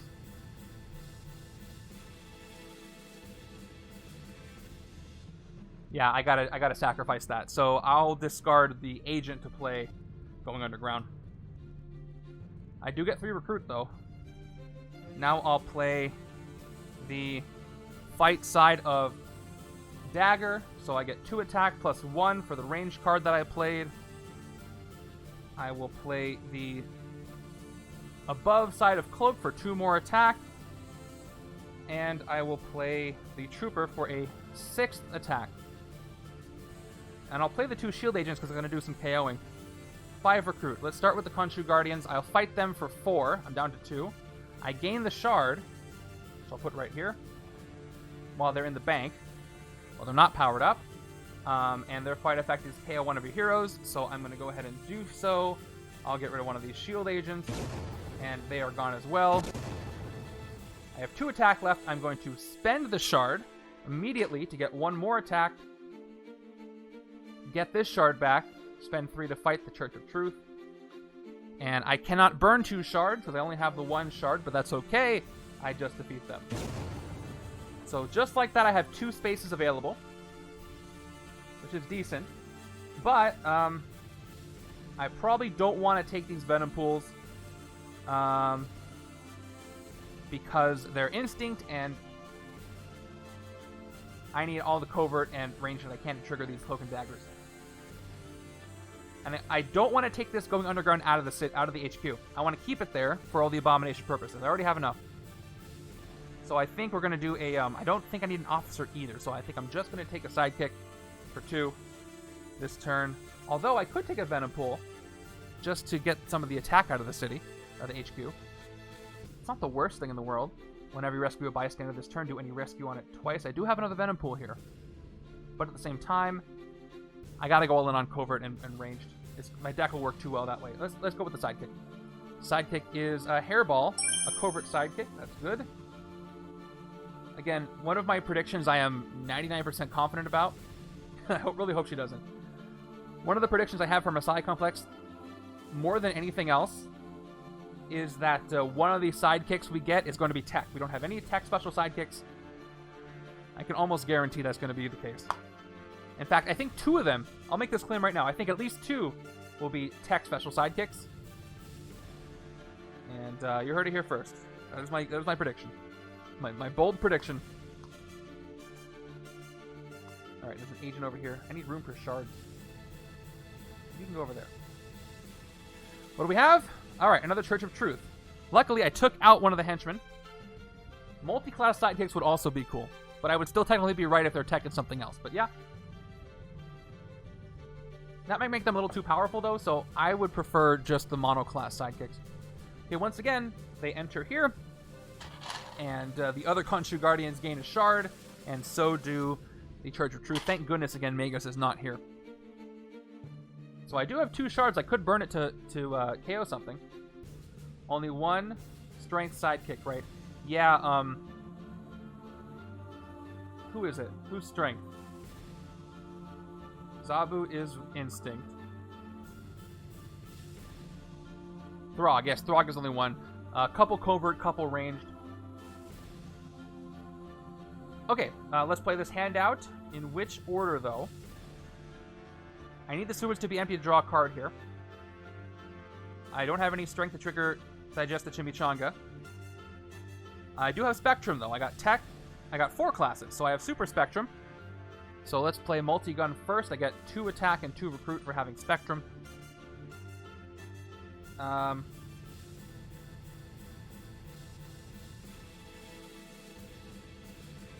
So how much attack am I going to get if I play everything out? I'm going to get... before I play a Slam Opportunity, I'm going to get... I can digest 2, so I'll get 2 more attack. That's 4. So I could get 4 attack. I could hit the church, and then I could play a Slam Opportunity to draw a card because the sewers will be empty. Or I could get 6 total attack, draw 2 more cards, maybe hit something stronger. But I think I'm going to go with the card draw because I do have 2 shards I can spend. So let's start with Digest the Chimichanga. Even though I could draw a strength, but it's fine. Alright. I get...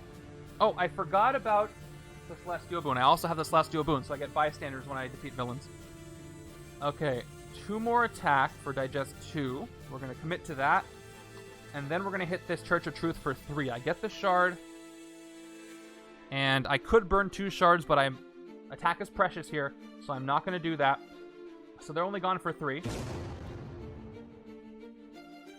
Yeah, Manfish may get weaker after recruit. You're right. So we'll make sure to do that. Okay, I'm down to 1 attack, but I did defeat a villain, so thanks to Gammonon the Gatherer, once again, I do have that Celestial Boon. I rescue a bystander when I defeat a villain. So I get a bystander here. It is the Alligator Trapper, which says, hey, patrol the sewers. If it's empty, you get 2 recruit. And it is empty. I just emptied it. Ooh, lots of recruit for me. Okay, now we'll play a big Slam Opportunity. 2 more attack and 2 recruit. Sewers is empty, so I draw a card. Let's draw.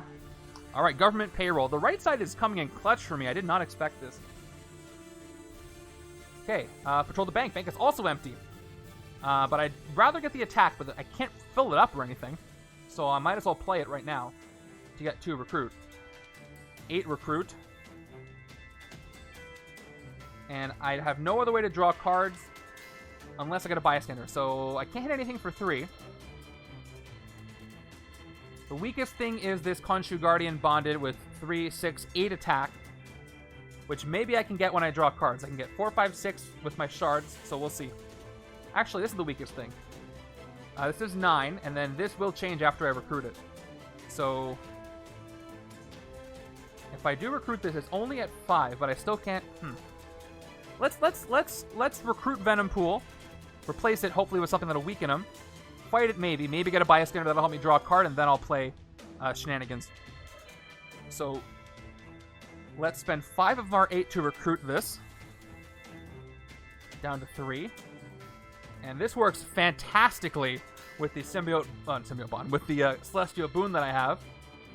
So every time I fight a villain, I get a bystander, and every time I rescue a special bystander, I do the rescue ability twice, which is wonderful. That could be the combo that wins me this thing. So I recruited for 5. I got 3 recruit left. Symbiote deck from the symbiotes. Yeah, I mean, makes sense. Hey, give me something with not a lot of attack, please. Beautiful. All right, no permanent attack on this thing, so Manfish gets nothing.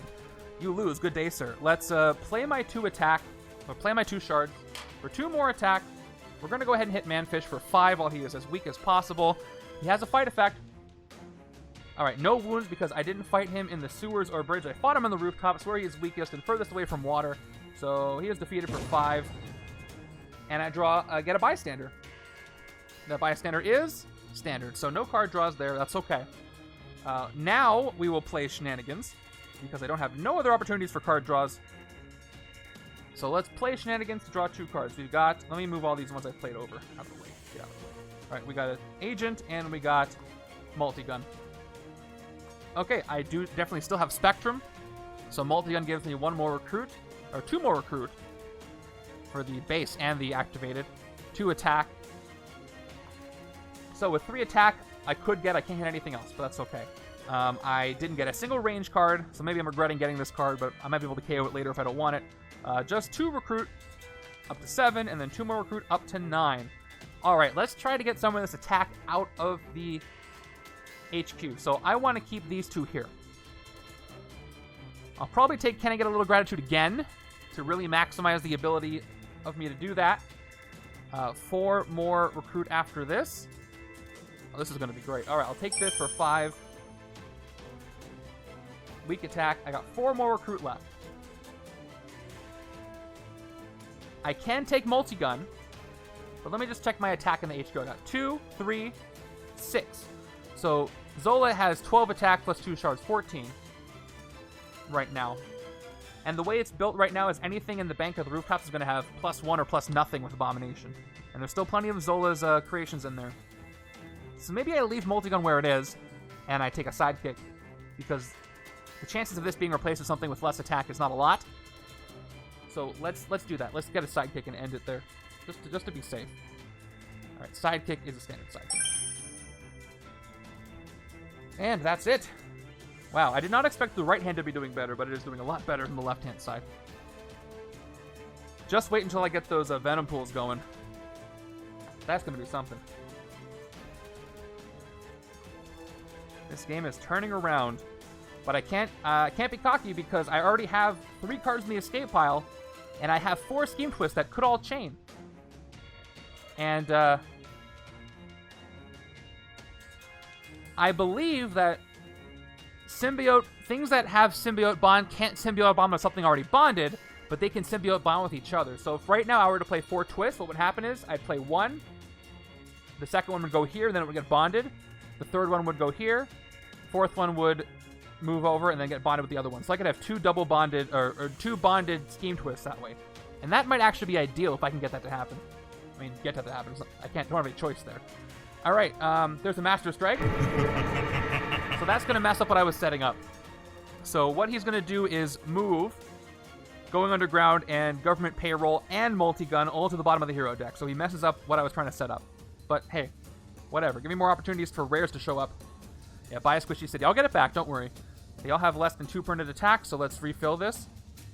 Okay, we got another Tectonic Wave. We got Darkness and Light. And Break the Silence. So we only got, well, we got plus 5 more attack for him. And I think this is now, which is one of the more useless cards. in this game. It was 3, 3, and 2.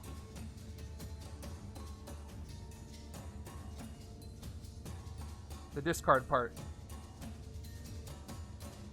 Yes, thank you. I gotta do that. So this side is safe. And then this side loses their Venompool. Left-hand side loses Venompool. So luckily left hand was not affected. Wait a second. Oh, I know what happened. This is the right-hand side. I put it on the wrong side.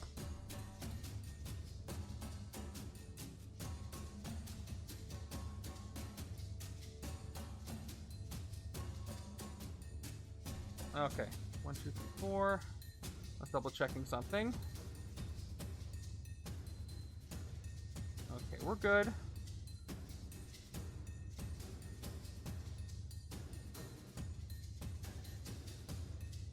I have this turned around. Left-hand side. Okay, yeah, so the right hand has Venompool. The right hand loses Venompool. Left hand is fine. I put my right hand on my left-hand side. I got confused for a second. Okay, moving forward. Hey, I would have bet against me when I saw this setup. Don't blame you at all. Okay, so that's done. Let's play the hand out. 4 recruit. 1 attack. And I don't think this is going to be enough attack or recruit. Well, it could be enough recruit. So either I phase, or I get 2 more recruit for 6 that I can get Tectonic Wave. And I think I'm going to go for that. So, or I could get Darkness and Light. So let me get the 2 recruit from this. I'll play the Cloak side. So Tectonic Wave, once again. 2 attack whenever you fight a villain this turn. If its attack is higher than your shield level, you may send a shield hero from the shield officer stack under cover. Help me thin the deck, and once the shield level is 4, I get +4 attack. Alternatively, I've got Darkness and Light. Darkness and Light, I have either Darkness, 3 attack, Covert, reveal the top card of your deck if it costs 0, KO it, and then Light, 3 recruit, and then Range, reveal the top card of your deck if it costs 1 or more, draw it. I think this is the more versatile card. I don't think I'm going to get a lot of opportunities to build up that shield level. So I'm going to go with Darkness and Light. But do I want to take the one sewers, or I'll take the one under the rooftops. That's totally fine. Because it'll give it a buffer time, so maybe if I replace it with something good here, by the time things get here, I can hit them. We have... Alright, Shenanigans. Again, one I probably want to keep here for the no attack on it. But we'll see. I could have taken Tectonic Wave to make Doughboy easier to hit, but I do have 3 city spaces. So I'm good there. Alright, so here's my new hand. All I had is 6 cards left in my deck. That looks good to me. And I only have 5 cards here because I had to get rid of a Venompool. We've got Captain Zolandia. I love this art. It's ridiculous. Abomination fight to get 1 recruit for each hero class you have. Like Captain America. But he is above a card with attack on it. So unfortunately, he is a 9 to hit. And all I have is this measly 3 attack. Don't get so confident yet, Hate PhD. This could turn around real fast against me. Most I can get this turn is 4 attack. Not enough to hit anything.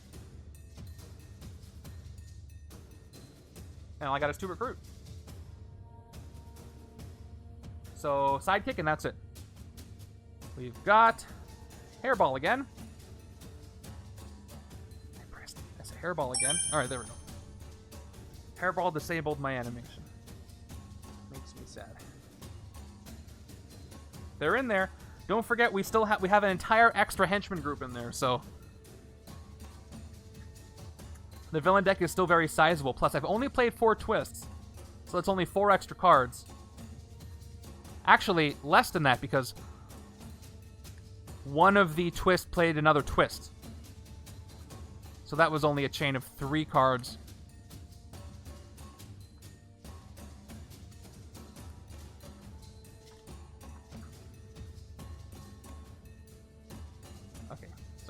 Shuffle, shuffle, shuffle. 5, 6. Also not a great hand. I do get a card draw, though. I'm happy not to see the Celestials yet. 1 escape. I've only been able to defeat 50% of them. Will this be a Celestial? Nope, it's another Church of Truth. Thank goodness for those extra henchman groups, even though these guys keep powering up these Khonshu Guardians. So again, they get another shard. So does the Church of Truth. This is going to be a nasty escape if that happens. Kyla with the 9 months. Hey, with the K for Kyla. Thank you for subscribing for 9 months. Appreciate it. While you're here, you guys are doing Marvel Adventures again this weekend, right? By the way, Kyla is the team captain for Team Avengers for the draft and the game. Where are all the shards from Zola? Oh, they're right above him, so I just didn't put them back on him. They're off screen. I moved them for the Master Strike, I didn't put them back. Sunday at 4 p.m. Central, they're playing Marvel Adventures, where it's kind of like a tabletop gaming version of Legendary, where the RP, the role playing, goes around it, and you have a character sheet and stats, and then Legendary is the combat, and it's pretty fun. And it's very in depth, done a lot. So I would check that out if I were you. The team took down Loki, and now they're meeting some Xavier dude, whoever that is, some guy. I hope he's not too much of a hassle. All right, what do I want to do? I got 2 attack. Maybe 5 if I do this. And then digest 2, 7 attack. Plus a shard is 8. I could get 8 attack this turn. Zolandia loosens all his abomination because he's above something with no attack. 3, 4, 5, 6, 7, 8. If I get 9, I can hit the Khonshu Guardian with all those shards. Or I can hit Doughboy for 9, but I can't get 9. I get 3, 4, 5, 6, 7, 8. However, if I can recruit Tectonic Wave, which I can't, 3, 4, 5, 6. I can take the Felice side of Cloak to get 6 recruit, get Tectonic Wave out of here. If I'm lucky, he'll lose his Abomination. He'll go down to a 7 attack, but I'm still not going to have 7 attack. So, that's not good either. So I'm probably not going to be able to hit him. Probably not the Guardian. So maybe I should hit Captain Zolandia while he has no Abomination. Which is only going to take 6 attacks. That's going to be 3, 4, 5, 7. I can hit Zolandia without spending my shards. Let's just go ahead and do that. Alright, let's, since I don't need that extra attack, let's play Going Underground by discarding a Shield Trooper. Yeah, and I'll get Recruit for all the classes, you're right. Yeah, so I play this. I don't need that extra attack. I need 3, 4, 6. Let's get my 3 Recruit. Let's digest that Chimichanga. I digest 2. I have more than 2 cards in my victory pile by now. And I play the fight side. So that's going to be 2 attack plus 1 for the power. That's 5 attack. And then plus the last trooper is 6.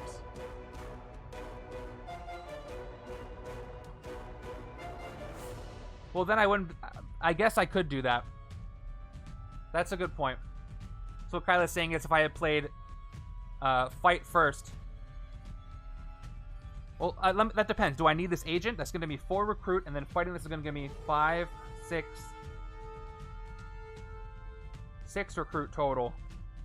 I can't do that and recruit Tectonic Wave. I need 6 recruit. I got 3, 4... I did,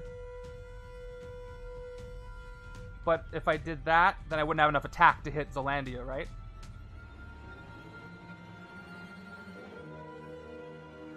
So let me see. So if I played fight, I'd only get 2 attack, and then I'd send it under cover, 3, 4, 5 attack, and I could spend the shard, but this way I get to hold on to my shard. So if I have to pick between holding onto the shard...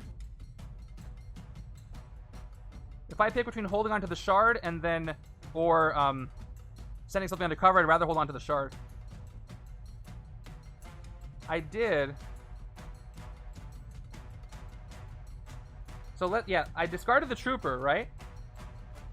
So if I did that, I would get, right. And then I would have played Quake first to do that, or I would have played Light first. So I would have gotten 2 attack, send it undercover, and then I would have gotten 4 attack total from Venompool, 5 attack from the Trooper, which would leave me with only 5 attack. I wouldn't be able to hit Captain Zolandia for 6, unless I spent my shard, which I don't want to do. So if I did that, I wouldn't have enough attack to hit what I want to hit. If that makes sense. Alright, so where was I? I could discard the agent, but then I wouldn't have enough recruit to get what I want either.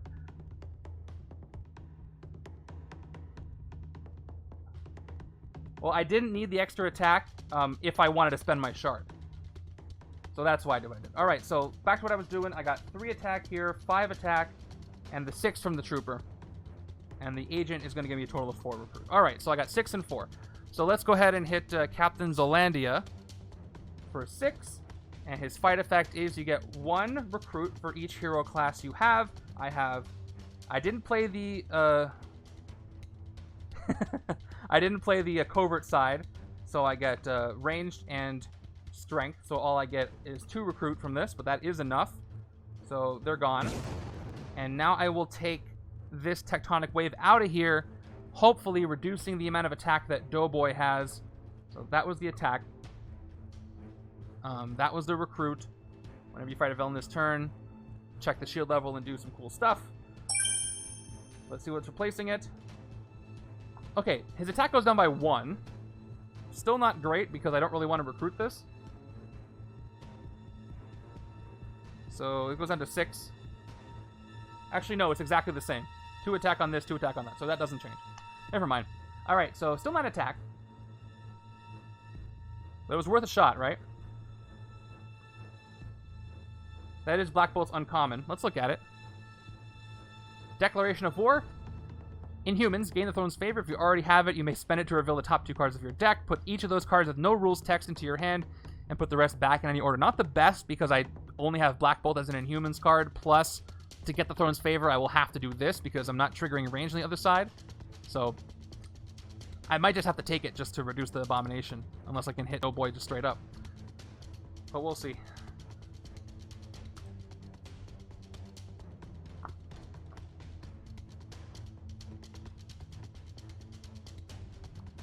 Alright, we have Scheme Twist. Okay, it could end soon. So let's put the Scheme Twist into the city. As the villain it is.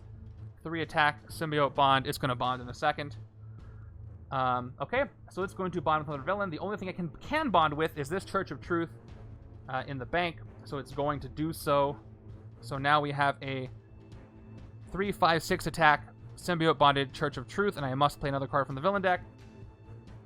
That card is a Celestial. Okay, things are getting threatening all of a sudden, all over again. This is another Gamenon, which gives you a boon of getting a bias scanner every time you fight a villain when you defeat it. Cosmic Threat, Strength, or Instinct. It's going to be up to the right side to take care of this. Alright, well, let's get all the recruit I can get, but first let's play Hairball. Maybe I can draw some attack. Okay, I draw... What?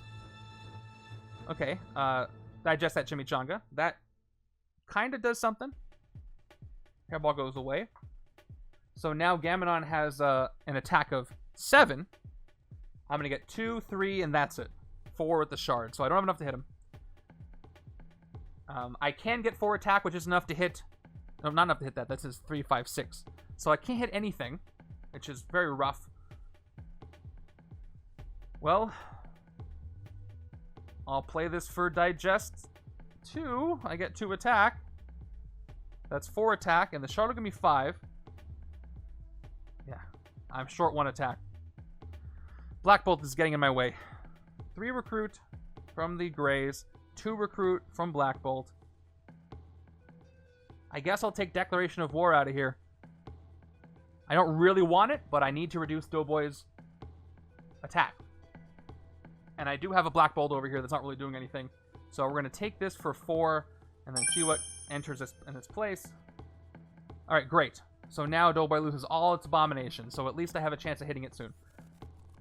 And nothing else I can do. So that'll be that.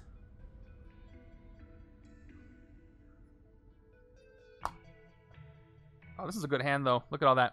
So if I can survive 2 turns, I can do some damage. I really hope there's no Master Strike, because I'm finally getting the HQ to where I want it. And looks like I have 2, 4, 6 attack. 7 attack with a shard, so I can take something out. Let's see what happens here. Okay, of course it's a strike. The one thing I said I didn't want. The good news is that was the last strike. So unless I hit the Mastermind, he can't mess up the HQ anymore. So much for hitting Doughboy. So we lose going underground, and I gotta keep track of the cost too. We got a 3 cost, we got a 3 cost, we got a 3 cost. So at least they're all the same cost, but I am gonna lose one of my attack cards, which is a bummer. All 3 of these go to the bottom. And we got Aftershock, Multi-Gun, all cards with attack on them. So now, just to keep things clear, the Mastermind is 6 plus 2 shards, 8 plus 9, 10, 11, 12, 13, 14, 15, 16, 17, 18. Ugh, okay. Well, I've got 2 troopers and 2 agents. This might change up what I do here. Oh, I didn't discard the other side. I got all 3 costs, so I have to discard... I lose government payroll. Too bad. And I lose Cloak and Dagger. Okay. 2 attack, 2 recruit. And I've got my Cloak and Dagger here. So either I play the attack for 2 more, and I can end up with 5 with the shard, which won't be enough to hit anything, because we have... I gotta get the Abomination back here. Doughboy is up to 6, plus the bond. Where's 6 on this thing? That's 9. Let's turn the other way. That was really hard to find. That was embarrassing. Alright, 9, 3, 5, yeah, 6, 9. Okay, couldn't see the 3. So we got 9, we got 9, we got 6, and we have 10. So getting attack won't help me. Getting recruit would get me 4 recruit.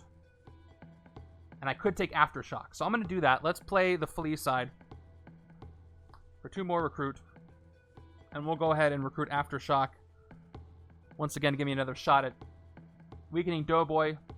But I do need a shield level of 2 to make this really effective. So I'm going to have to trigger those Quake cards, which I can do, to at least get a shield level of 2. And make that worth my while. Exactly the same card. Of course it is. Of course it is.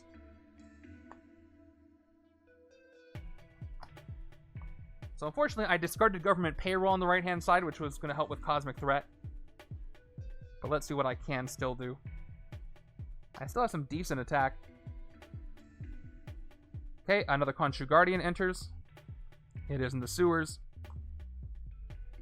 Yep, gets +2. And this one does not get +2. Because it is not a wolf. So that's going to help me out. Okay, wow. We have 26 viewers? That's awesome. Thank you guys for being here. I mean, I'll give it to you. This is a really weird and fun game to watch, and you're waiting to see me screw up, and I might.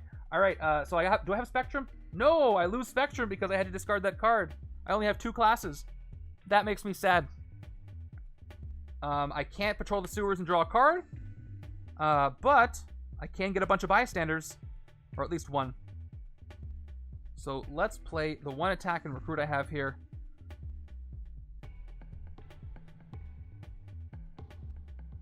I don't think I'm going to clear the sewers before I play Big Slime Opportunity. I could.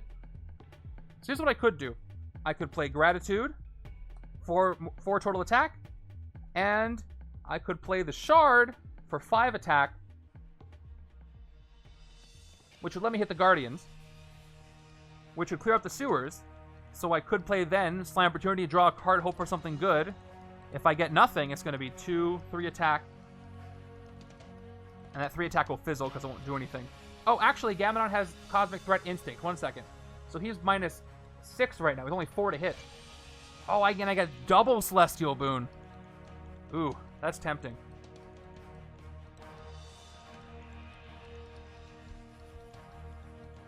Yeah, I'm going to get double Celestial Boon. You guys ready for this?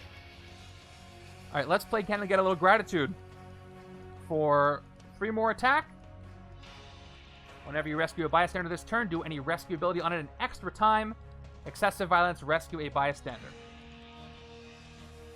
So, I can spend 4 to hit this. It's only at 4 right now, thanks to Cosmic Threat.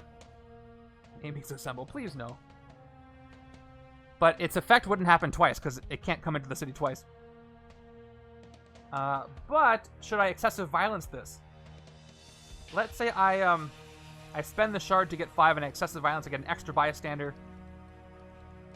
which could be advantageous. Then I'd be left with, at the least, 3 attack, which wouldn't do anything. But I have to pick now if I want excessive violence. Let's roll the dice. Let's cash in the shard for a 5th attack, and let's spend it all to excessive violence the Celestial. Okay. So what do we do first? We do the fight effect first. First, I get the Celestial boon. I have 2 of these now. Whenever I defeat a villain, I rescue a bystander, so I get 1 bystander for defeating him in the first place.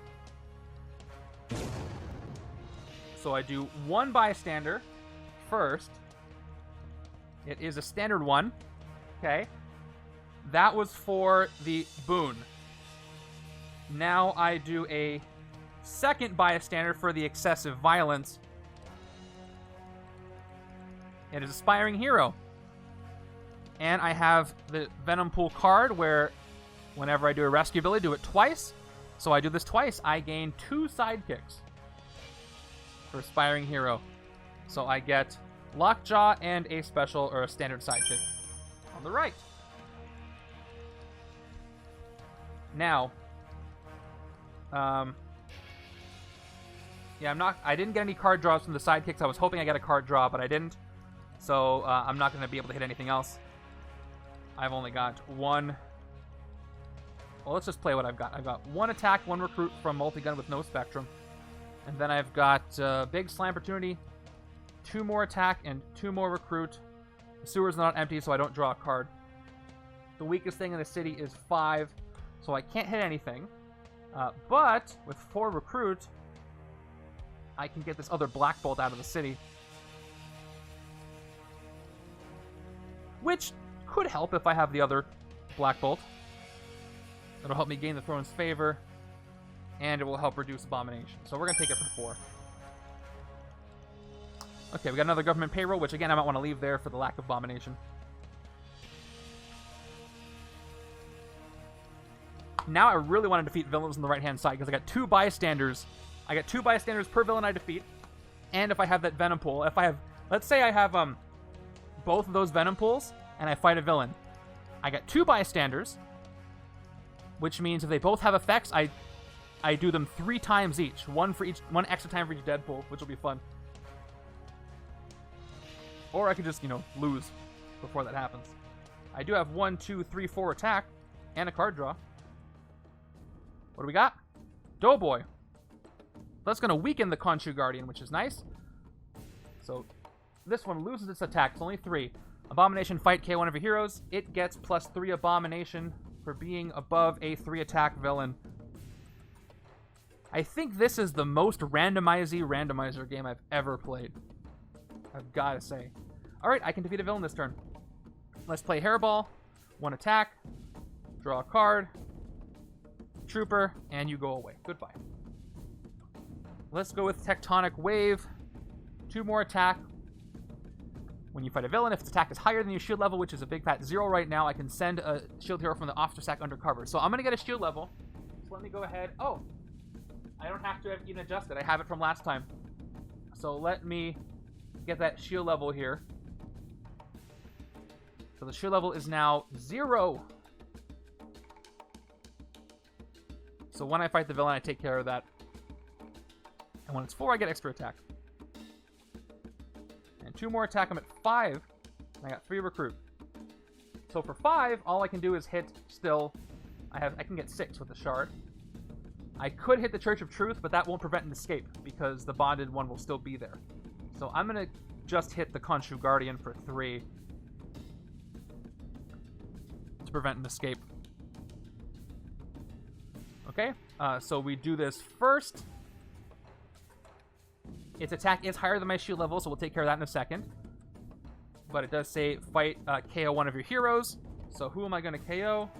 Craziness has not stopped happening, Snash. So I'm going to KO this shield agent here for my KO. And the Khonshu Guardians are defeated. And because I defeated a villain with a higher shield level, this shield officer is going to go undercover. And I get 1 shield level increase. I'm at shield level 1. That was fun. Okay, 3 recruit. here. Do I want to take anything? No, can't take that. Don't want to take this. Don't want to take that. Anybody who was here... Hey, that means you guys weren't here on Tuesday night. I premiered it then. All right, get a sidekick. It is a sidekick. That's all I can ask for. You guys don't know what going undercover looks like? Okay. I know, I'm just joking around. Okay. We have a Church of Truth. Each henchman villain in the city gains a shard. I'm glad I took that one out when I did, but more shards are going out. So the Guardians gain a shard again. The Church gets a shard, and these Church guys get a shard. Man. At least they're only 3 to hit. And I get 2 bystanders for each thing I can defeat. No, that's totally fine. And that's kind of why I do the Tuesday nights, because they're at a much later time, so different people can tune into the streams at different times. So that's kind of why I did it. And they're all uploaded anyway, so works out. So let's draw these cards first before I do the shenanigan card draws. Here we go. Khonshu will ascend to Magus if you continue. What are you talking about? Alright. 1, 2. We have no more card draws here. And I don't have Spectrum. So what? Yeah. With the amount of shards we have, practically, yeah. Okay. It's going very strangely off the cuff. I'm doing poorly, then I'm doing okay, then I'm doing poorly. At least I can kill something. I'm not doing as bad as I did, but I'm still in danger because I'm watching out for those twists. So nothing I fight. I should probably fight first before I draw cards, because a bystander could let me draw cards. But I don't have Spectrum yet. So if I played everything right now, I'd get 2 attack, 4 attack, 5 attack.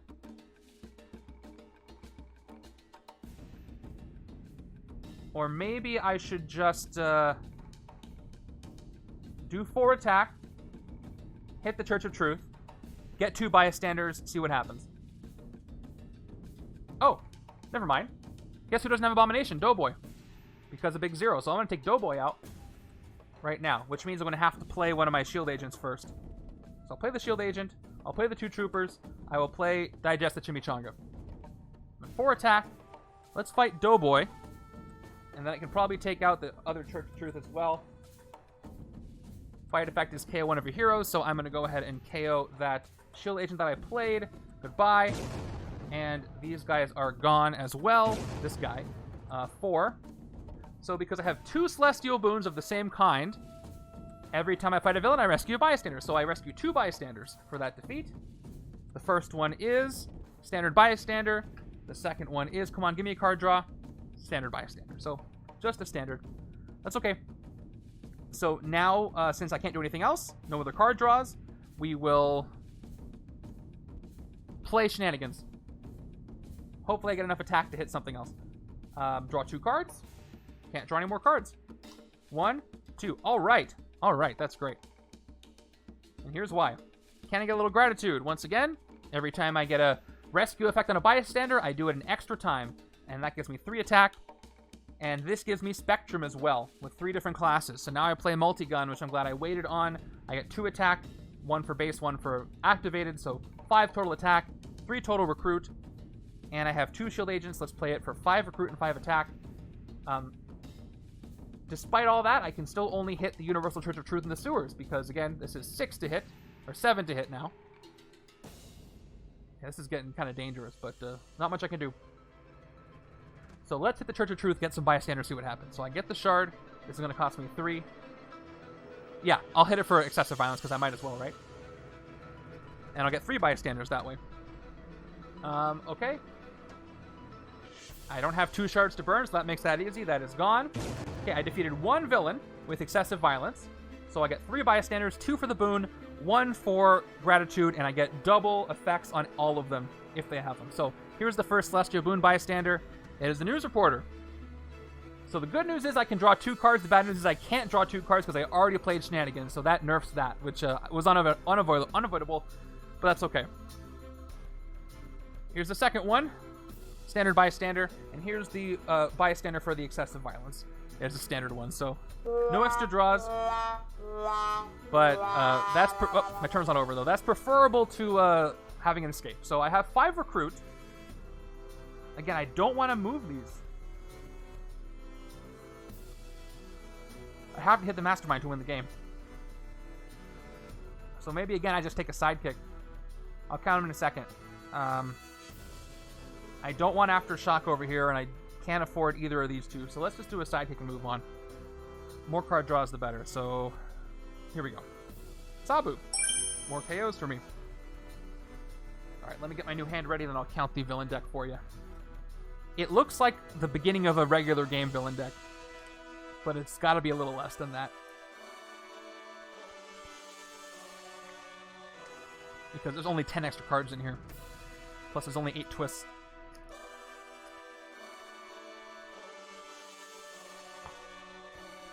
Alright, villain deck has the following.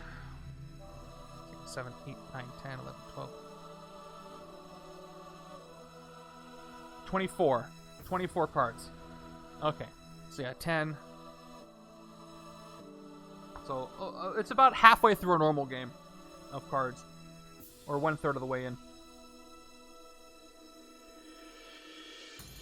Okay, here we go. We got some more shield level stuff going on. We got some more Cloak and Dagger. Only 1 gray card. That's what I like to see. We have Exitar, the Exterminator, Cosmic Threat, Tech or Ranged. Cosmic Threat Ranged is wonderful this turn because guess how many ranged cards I potentially have? 1, 2, 3, 4, 5. That's minus 15 attack, so I can get him down to 0. And his boon is for the rest of the game, once during each of your turns, you may fight a henchman from your victory pile, spend the normal attack to do the henchman's fight effect, KO it, and rescue a bystander. That's cool. So I might just get rid of this guy for free this turn. But we'll see how I play this out. Also, I get 3, 6. I can only play 1 of these Quakes, though, actually, because I only have 1 shield card. I could phase to try to get another one. What is my maximum attack that I can get this turn is what I want to know. Let's say I play this and discard. I play Go Underground, discard the agent. Then I play Fight. That's going to give me 3 attack. Then another Fight, 6 attack, 9 attack, 10. I could get 10 with the Shard. That would be enough to reduce Exitar down to 7, 5, 3, 0. I could defeat him for free. I have 10 attack left. 3, 4, 5, 6. I could hit the Khonshu Guardians once, get all the shards off of them, and leave the symbiote bonded villain. It seems worth it. The Mastermind is at 8, 10, 12, 13, 16. So he's out of reach. But I think I have to take care of this guy while he's not in the bridge. When he's on the bridge, he's going to have +2 attack. So let's go with that. But I will actually use 1 Quake to get rid of the other Quake.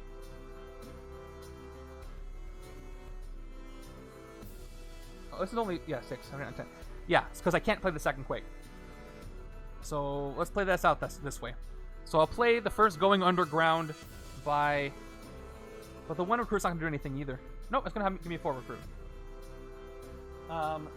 So let's get rid of Going Underground to play this Going Underground. 3 recruit. A 4th recruit from the Shield Agent. Let me check on that. May just be a hiccup. Just stick with it. Alright. We've got 3 of these to play.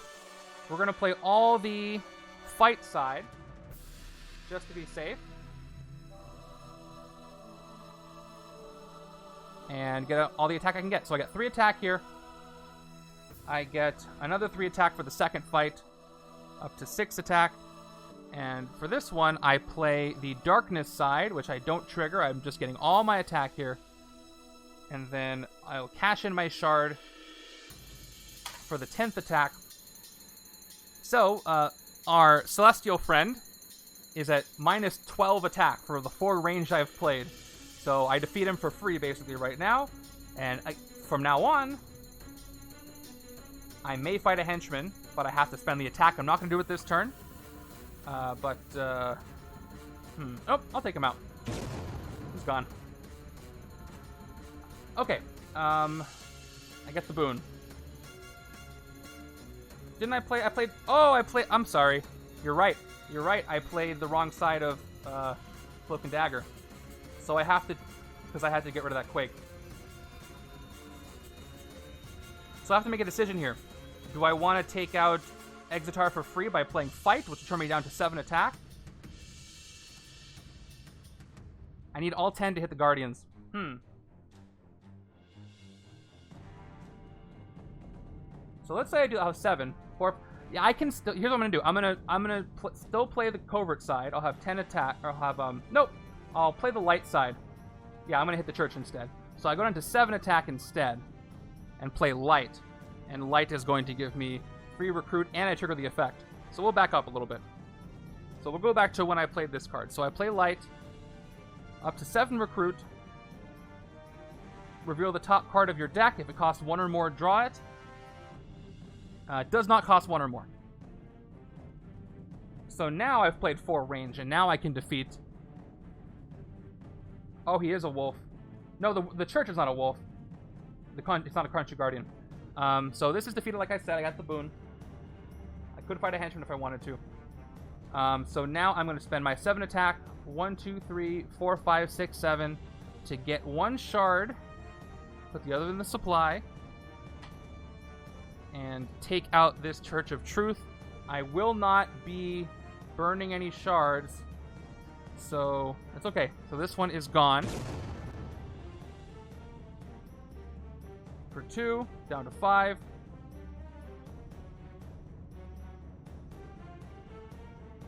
And...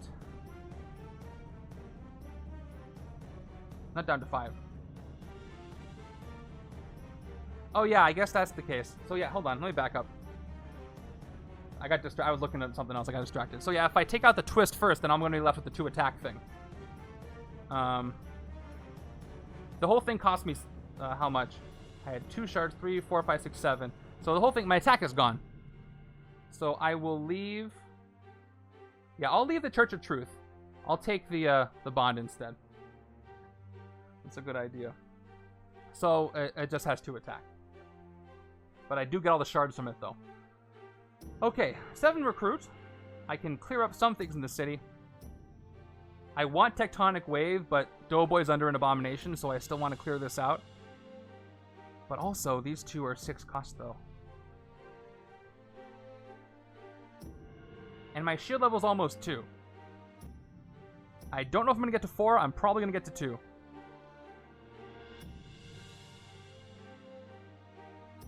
Yeah, let's even though that's there, let's go ahead and take this out. Let's recruit this for 4. Even though I could afford more. Because I'm hoping... same card. Of course it's the same card. So we're going to go with a sidekick. For the last 2, standard sidekick. And we will end there. Because we have to. And just for you guys, I know that I'm going thematic, but I'm going to swap this shard out because it's really hard to see. So, there. Alright, this should be a good hand. I've gotten rid of so many cards, I feel like.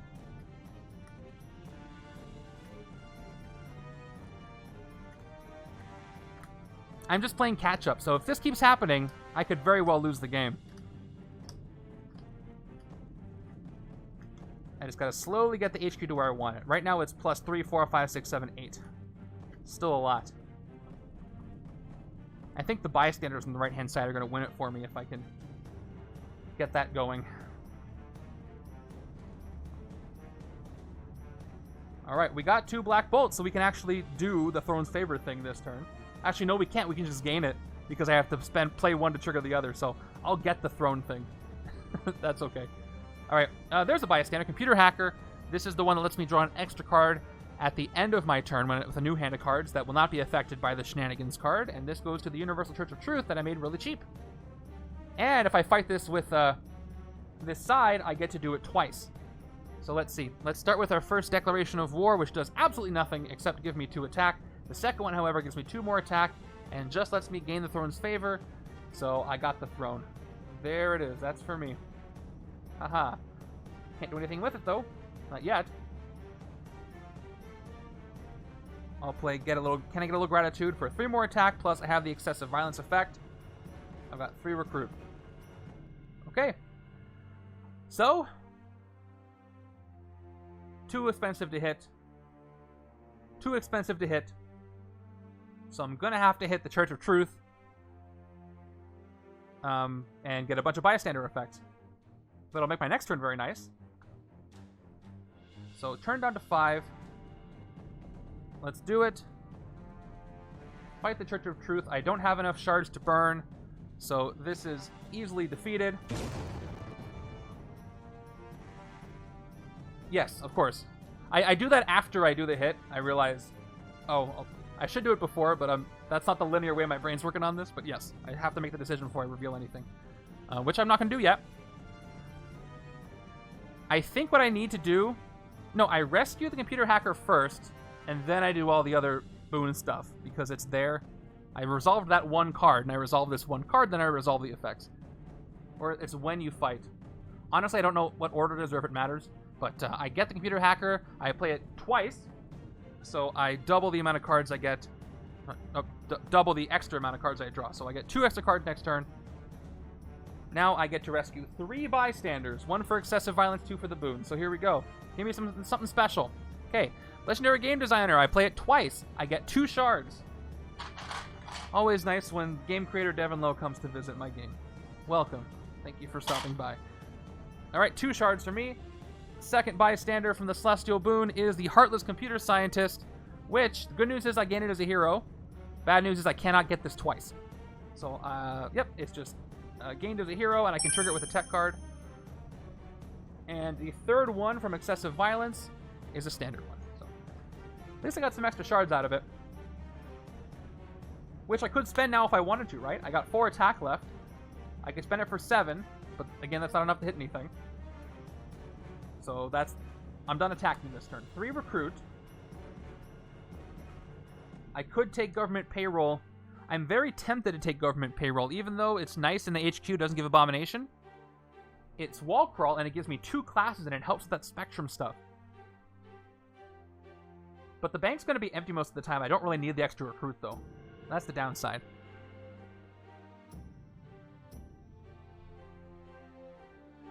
Plus, I think I have a pretty good deck. I think I just want to start thinning it, so thank you. I forgot to drink water for the last 50 minutes.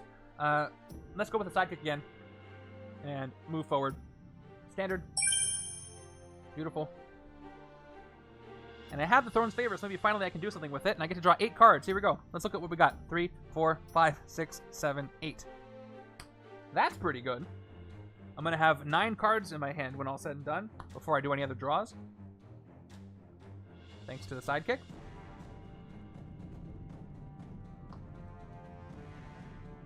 Speaking of a lot of cards, I have another sidekick over here. I honestly cannot imagine ever playing Legendary again without sidekicks. Truly. I feel like they're so essential. Alright, Primus appears in the sewers. To fight him, you must also discard a card that costs 2, 3, 5, or 7. His escape effect causes an escape, or a discard of a hero with one of those costs. Because he likes prime numbers. So let's, of course, start with our sidekick. To draw 2 cards, we get Tectonic Wave, and we get a Shield Trooper. These divided cards are going to have to go like this, because I can't see anything. And I have a shard. Okay, again, I'm not going to go for recruit this turn, I don't think, so I think I'm safe to play the Shield Agent to get rid of going underground. Again, what is my max attack here? My shield level is 1, so I'm going to get 1, 2, 3. I could play Quake first, then I get 4, 5, 6, 7, 8, 9, 10, plus the shard is 11. So if I play max, if I max my attack out, oh, and I'd end up with a 3 recruit out of it, which is not enough to take Aftershock. 3, 6, 7, 8, 9, 10. I could hit the Khonshu Guardians.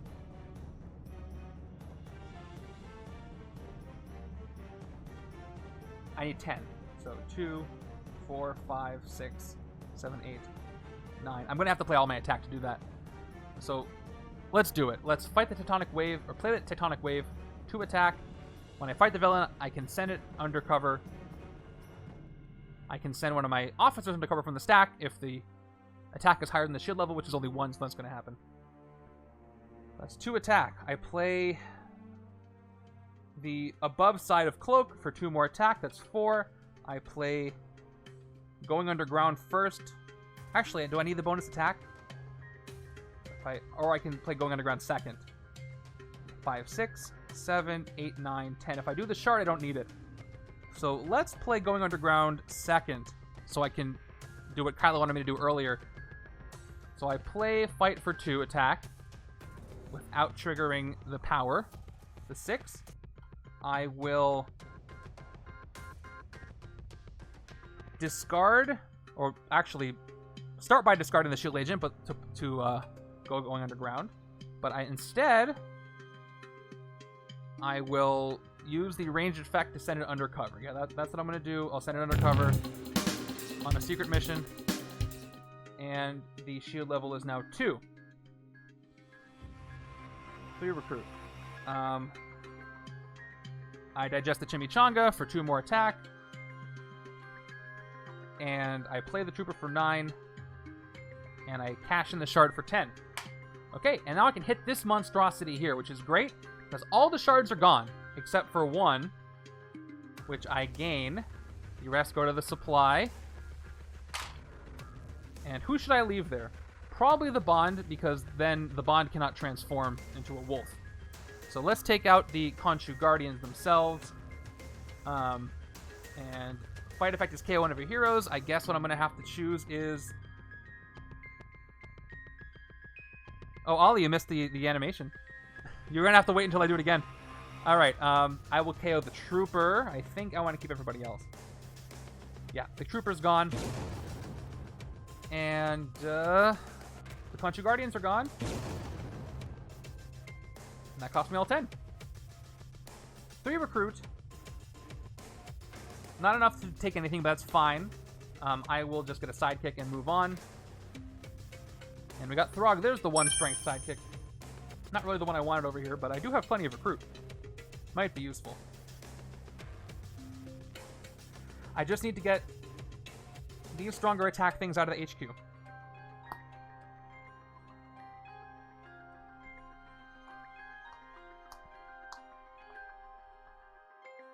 Yeah, we have 8 cards. Why do I have 8 cards? Oh yeah, the special thing. Raise shield counter, thank you. Shield level is now 2. Oh, I did cards in escape pile. That's why it didn't go up. I pressed the wrong one. I pressed counter A instead of counter B. Easy mistake. So the cards in the escape pile are only 3 still. Right? I got, yeah, it's 3. And, let's do the right counter this time. Press counter B twice. Nope, just once. Man, I am all backwards today. Shield level is 2. Cards in escape, I had a Celestial escape, and then I had another villain escape with a Scheme Twist. Right? Where's my escape file?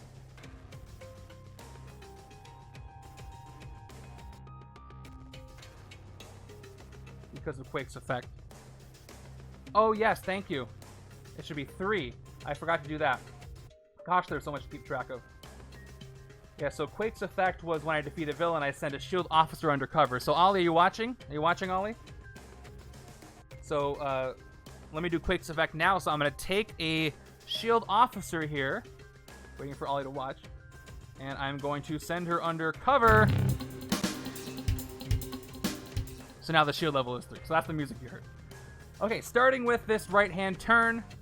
Finishing up round 13. We have... another Universal Church of Truth. Once again, they have an ambush effect. But the good news is there are no other henchmen in the city. Finally. Reminder that the booster packs are now 30 cards each at a 500-point discount than 3 packs used to cost before. So get them while they're hot. Alright, this is the only one that gets a shard. Thank goodness. There's no Magus, once again. Let's start by playing our sidekick. Or I could phase Lockjaw just for fun.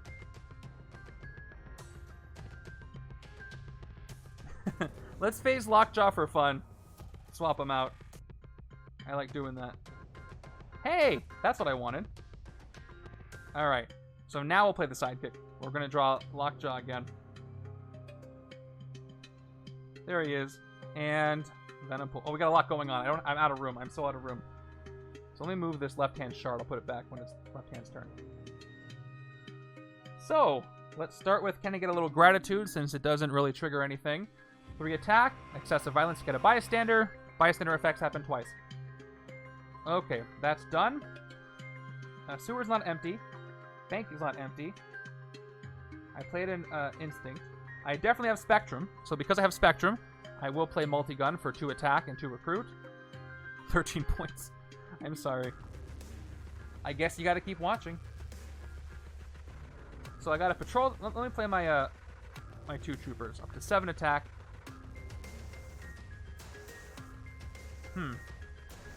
I'm gonna play Shenanigans anyway. Yeah, Sewers will be easy to empty. I can do that right now. And then I can draw some cards.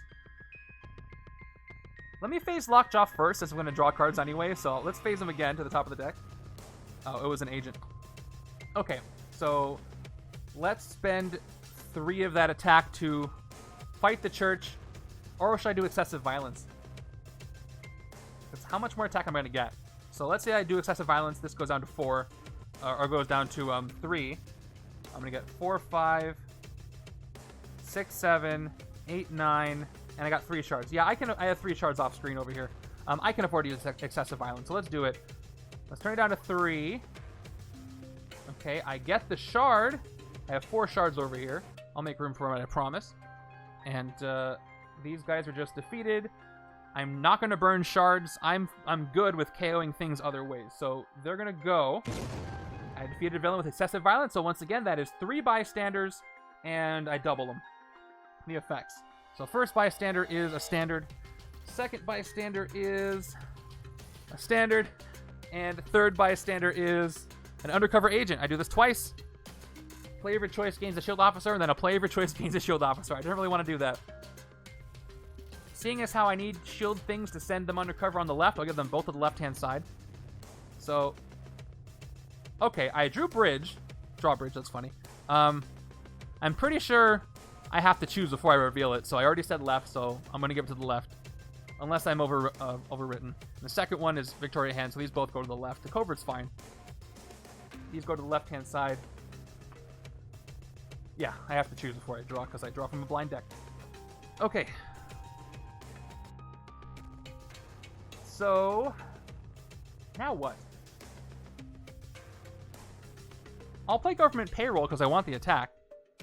So I patrol the bank. If it's not empty, I get 2 attack. Now, I gotta look up excessive violence again. I think I can only do excessive violence once a turn, right? I'm pretty sure it's just once per turn, so I can't do that again. I played a strength now, so now I can play this Venompool, digest that chimichanga. I get both effects once per turn. That's what I thought. All right. So I get 2 attack up to 7, and I rescue a bystander, which again I get to double the effects. 2 forklift drivers. Oh, this is gonna help me out. I can do this twice. Check this out, you guys. Put any number of heroes from the HQ on the bottom of the hero deck. Oh, I get two shots at this. All right. So let's try to get no abomination at all. This is perfect. I do it twice. That's great. Well, let's start by sending everything with attack to the bottom. I'm tempted to send multi-gun, but it might be worse.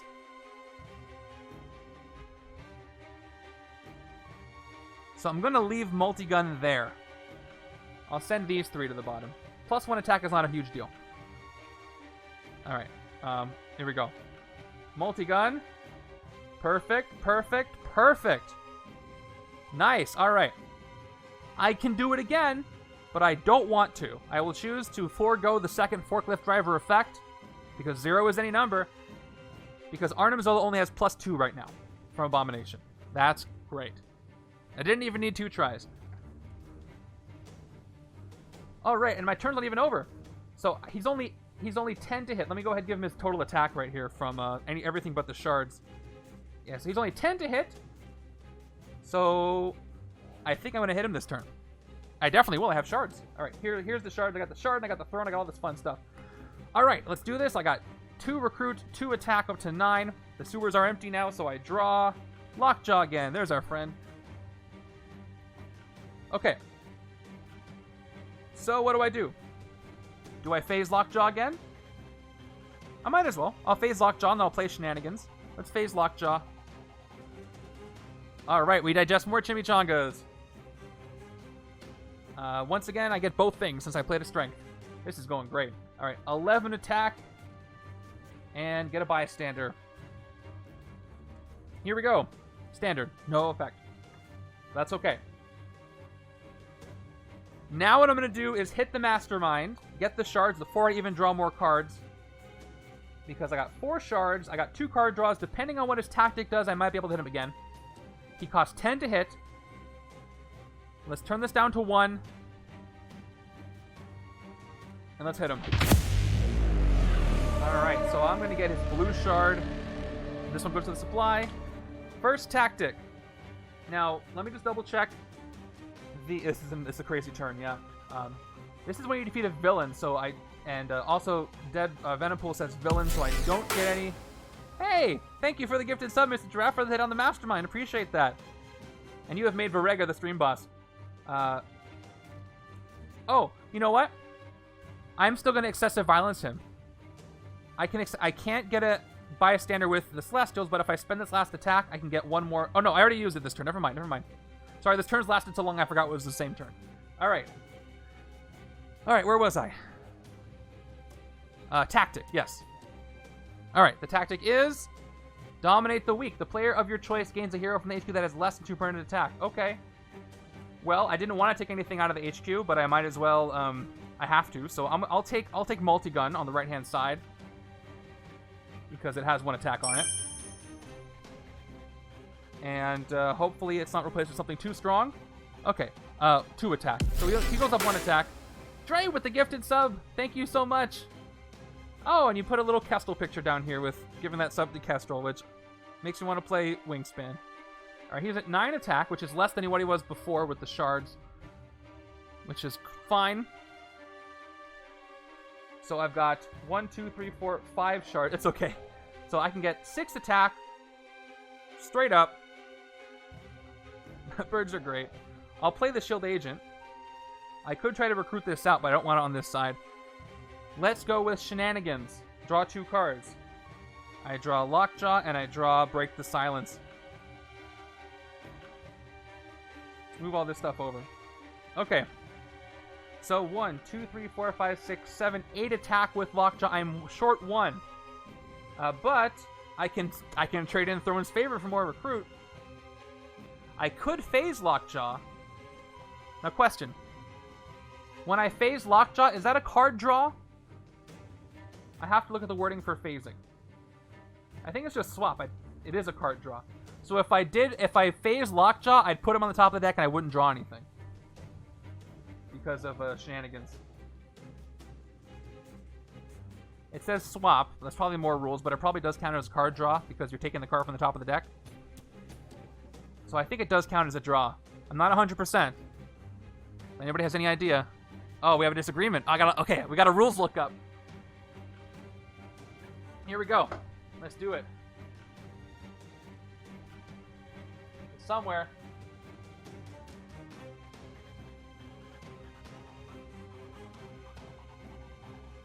All right, let's pop open. Does that mean? No, this is not appropriate. Swapping cards this way isn't playing card or drawing card doesn't count for the trilogy. Does it say that somewhere? That sounds right to me. Oh, it's in the Civil War manual. It's in the rules. You know what? I pulled up the blog post. It's fine. It's the first result that came up. Phasing or swapping cards this way isn't considered playing card or drawing card, so it doesn't count for other abilities that trigger those effects. Boom! Alright, good. So, what that means is I could phase him. If I don't phase him, I don't have enough attack to hit the Mastermind, but if I do phase him, I might be able to. So let's do so. This isn't my phasing effect, but he's being such a good boy. I'm going to go ahead and phase him like this. Alright, he's phased. And then We got Zabu. Okay. Not what I wanted, but at least I got a KO. Alright, well, we can't hit the Mastermind again. But that's okay. We have other things to hit. If I want to. Let's KO a card from my discard pile.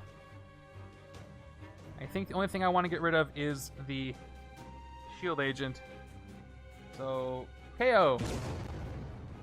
Thank you, Zabu. You've been helpful. Kind of. And break the silence. I did not play a ranged, I don't believe. I didn't play a Lockjaw. So I wouldn't even want to spend it anyway. So let's... I want to save this Cloak and Dagger for the left-hand side. Left-hand side is going to have Recruit. More than attack to get it out of there. No problem. So I've got 1, 2, 3, 4, 5 shards. I can get 6 attack this turn. Oh, Doughboy's weaker. He's only at 5 attack. So that's 8 to hit. That's 3. I mean, spending 2 shards... Ooh, you know what? I could take that Break the Silence play back and discard this, and I could fight Primus, but I don't really want to spend the shards to fight him. I'll save...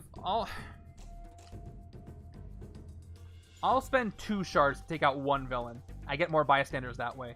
Actually, you know what?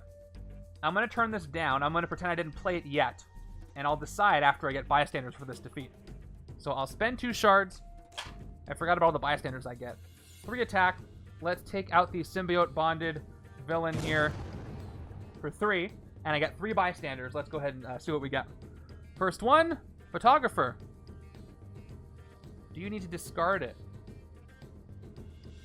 This? For what?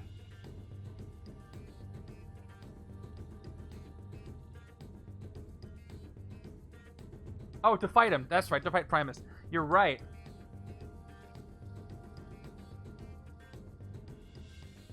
Because I have... Oh, I get 2 bystanders. I didn't excessive violence, so I get 2. Not 3.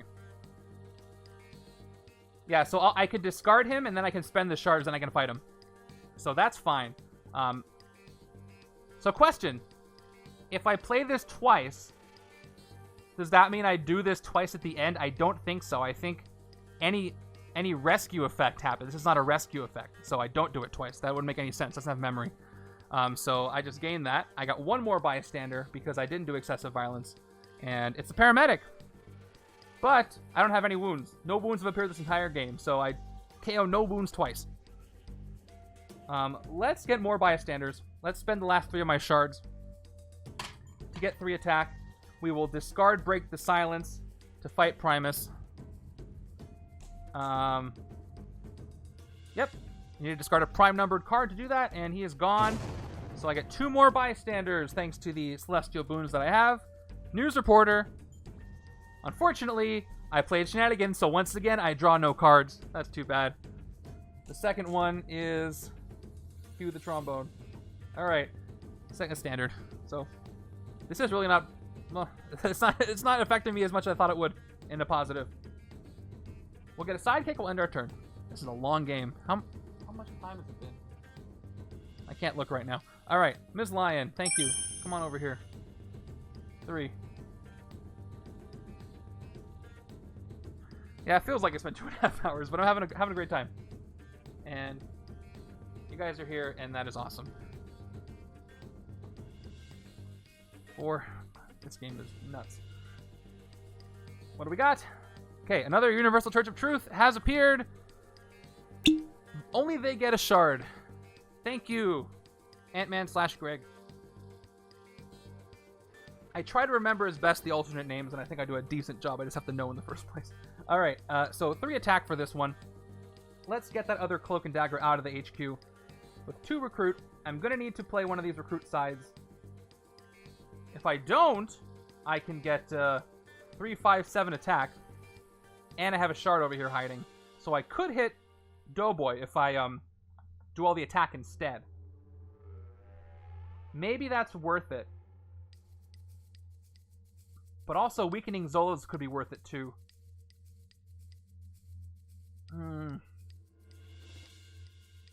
I just need 3 recruit. So if I got the minimum, I could get 3/5 attack, and I could take out the Church of Truth anyway. But I want to leave an easy hit for the right-hand side to get more bystanders. Yeah, let's go for Doughboy. Let's take him out, and then we'll leave the bonded one there. So we'll max our attack out. We'll do 2 attack, 5 attack, 7 attack. And a shard. We won't recruit. And the shard gives me 8. While this abomination is what it is, because if I hit the Mastermind, he could go up again. Oh, this actually stays. And his fight effect is KO one of your heroes, which is going to help me, so I will KO this shield agent. And they're also gone. Goodbye, Doughboy. Don't have to look at you anymore. And that's enough for a sidekick, and we'll move on. Okay. More ranged is good.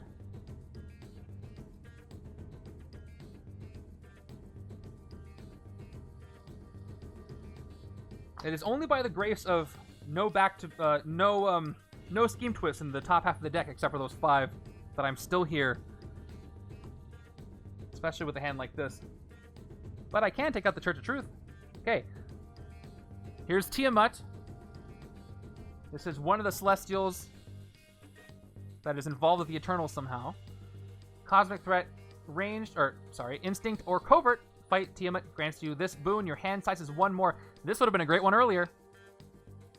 And I really don't want it to escape, because all of a sudden I'm fighting Onslaught if I do that. Okay, I don't have Spectrum. If I play everything out, 2, 3, 4, 5 attack. I just need 3 to hit the Church of Truth and get 2 bystanders. But I don't get double effects. I didn't draw Deadpool. But I could clear out this symbiote guy. And then if I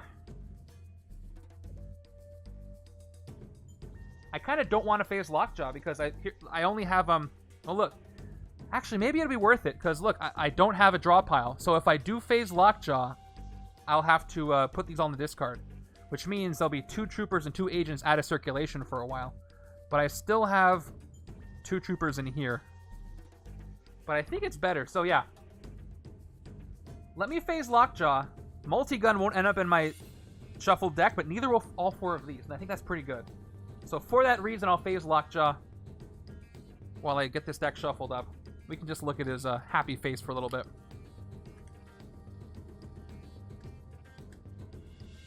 While I shuffle in all the good stuff. He's so happy. He looks kind of grumpy in the comics a lot, but I'm glad he's happy here. I'm sure he's just happy to be helpful. He is a dog after all. Alright, so Lockjaw is going to phase. And in his place, we get another multi-gun, which also fails Spectrum. So I'm left with 1, 2, 3, 4 attack and 4 recruit when everything is played out. But I can still get some bystanders. But maybe I'll wait.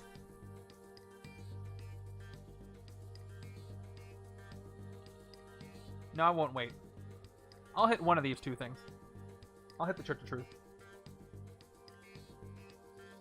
Yeah, I guess the artist style is indicative of how it's going to be. Okay, so we're going to go ahead and hit the Church of Truth. Of course, I can't burn any shards, so they are just gone. And my Celestial Boon gives me 2 bystanders. No double effects this time. Okay, double Agent of Shield. You play a copy of one of your Shield heroes or Hydra allies. Oh, that would have been cool to play double of. I mean, I'll play a copy of the Trooper. So I get 2 attack total. 1 more bystander. That's 2 bystanders. 1 more bystander is... Hey, look who it is! You guys happy? I can fight her now. Alright, so she's gonna enter. There's Amy. Fight KO one of your heroes. At least she doesn't double, but she wouldn't have doubled anyway. I'm gonna fight her. I don't like how she showed up unannounced, but I still have the throne, by the way. Let's cash in this shard. Yeah, fight her and get more bystanders is exactly what I'm gonna do. And I'll KO a shield agent while I'm at it. You are not welcome here. Get the heck out of here. Alright, he's not here for long. And I will KO this shield agent for a fight effect. And I get 2 more bystanders. Celestials are proud of me. Standard bystander is 1.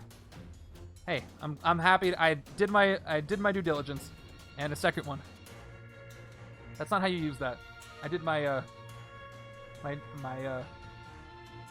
did what I had to do. All right, for recruit. Once again, I will take nothing except for a sidekick. That sidekick is going to be a standard sidekick. I gotta hurry this up.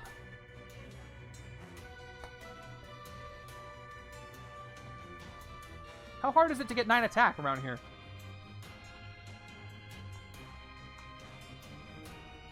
Okay. If my shield level is 4, I can get +2 attack for each one. I have 8 attack, which is not enough.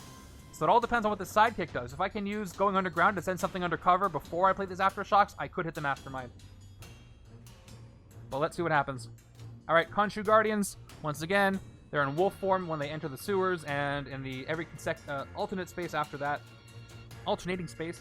So they're at 5 attack. Let's see what the sidekick gives me. Come on, give me a blue and an attack. Okay, there's an attack. Now give me a blue. Nope, didn't get it. So I can play Aftershock for 2 attack, and then I can play Going Underground, get rid of an agent. I can play Aftershock for 4 more. That's 6, and that's 7. So I can play this in this order and discard this agent for 7 attack. It's not enough. 3, 4, 5 recruit.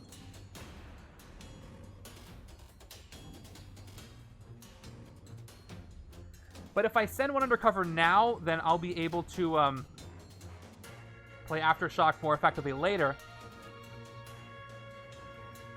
Oh, yeah, I was thinking 4. I added up both of the 2s, and I got 4 and whatever. Hey, but that's good news. I am shield level 2. So let's just play it out. That's 4 attack. That's 8 attack. Math bad, brain broken. Okay, now we can go underground.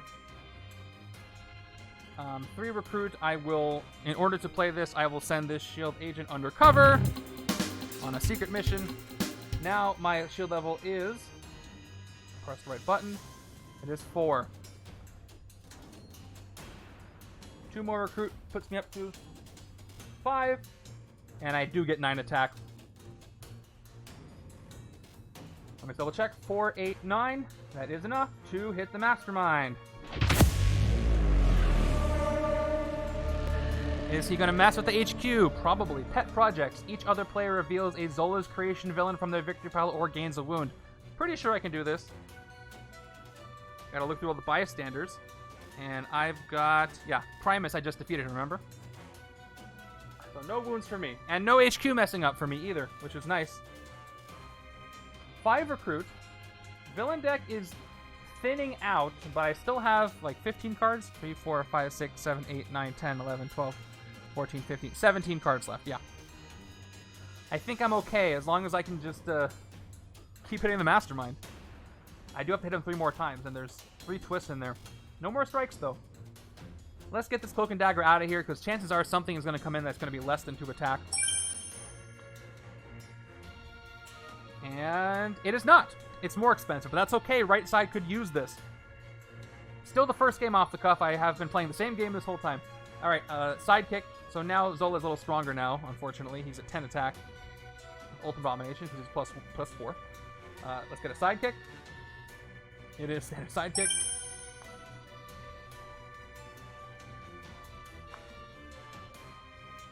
Okay. So reshuffle. I'm really hoping I get some good stuff here. I've gotten rid of a lot of grays. Please help me out.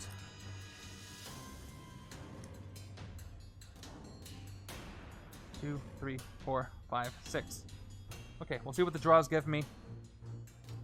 But now it's time for this side in a less than impressive deck, or hand. Actually, no, I get to do some Thorn's Favor stuff. Finally. Okay, another Khonshu Guardian enters. So this die goes over here. That was easy. If you played multiple of the Instinct Deadpool, would you get bystander effects 3 times? Yes. get an extra time.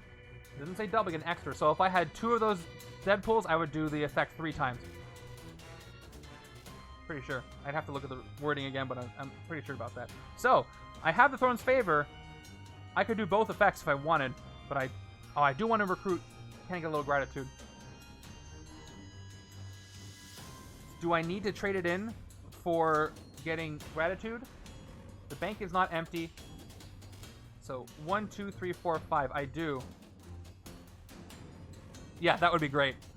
So I'm going to need to play the Throne's Favor to get 2 recruit extra in order to get a little gratitude out of here. So I'm going to have to play Lockjaw and I lose him. So I'll play Lockjaw for 2. That means my total attack is going to be 2, 3, 5, which is enough to hit a Khonshu Guardian, and I'm cool with that. So let's play Lockjaw for 2 attack. I'll leave him there for now, then he's going to go away later. He's a good boy, though. Alright, I play Break the Silence, 2 recruit. I trigger the superpower. If you already have the Throne's Favor, you may spend it to get 2 attack. I will spend it right, 2 recruit. I'll spend it right now to get 2 recruit. I didn't think I was going to do that, but I did. And the Shield Agent gives me a 5th recruit, so I will use that to get the other. Can get a little gratitude. More of those is always great. Replaced with, okay, 2 attack. It's the best you can do. All right, let's play Declaration of War. I will just simply gain the Throne's Favor back for doing this. And let's play the Shield Trooper. That way I can clear the bank. I can clear the bank before I play the Trooper. Oh, but I can get 2 attack if I play it without it being empty. So I'll play it for 7. If I play it for 7, then what I can do is I can hit both of these and I can get extra bystanders. But maybe I should wait until I get those Deadpools.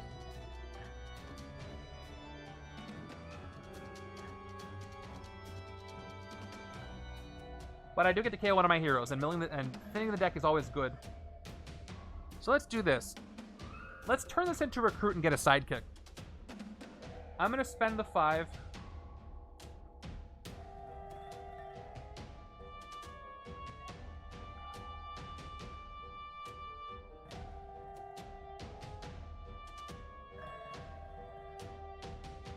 I don't know. My instinct is telling me to only spend 3, take out the Khonshu Guardians in the bank, because these guys are going to weaken when they move. I get to KO a hero and get 2 bystanders. Yeah, I'm going to go ahead and go with that. So let's go ahead and do a KO. Shield Agent is gone.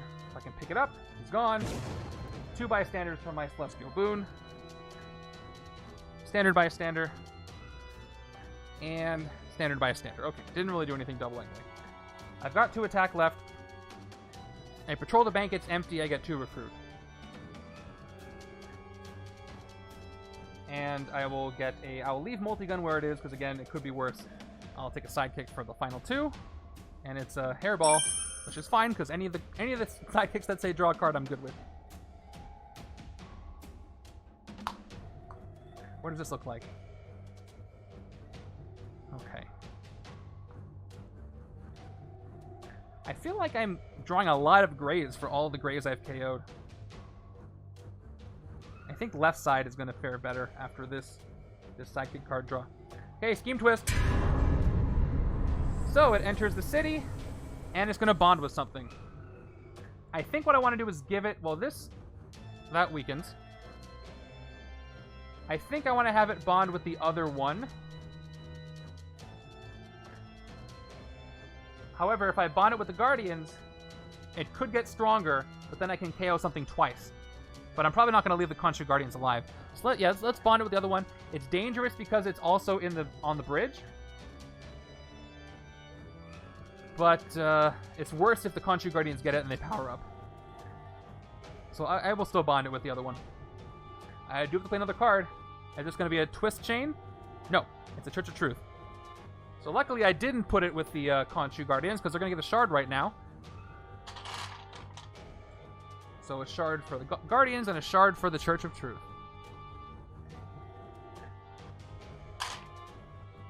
All right. Let's play our sidekick. An agent and a Quake here. So what is my max attack here? Play going underground, discard the agent. Then I get 1, 2, 3, 4, 5, 6, 7, 8, 9, 10. So I have 1 extra attack.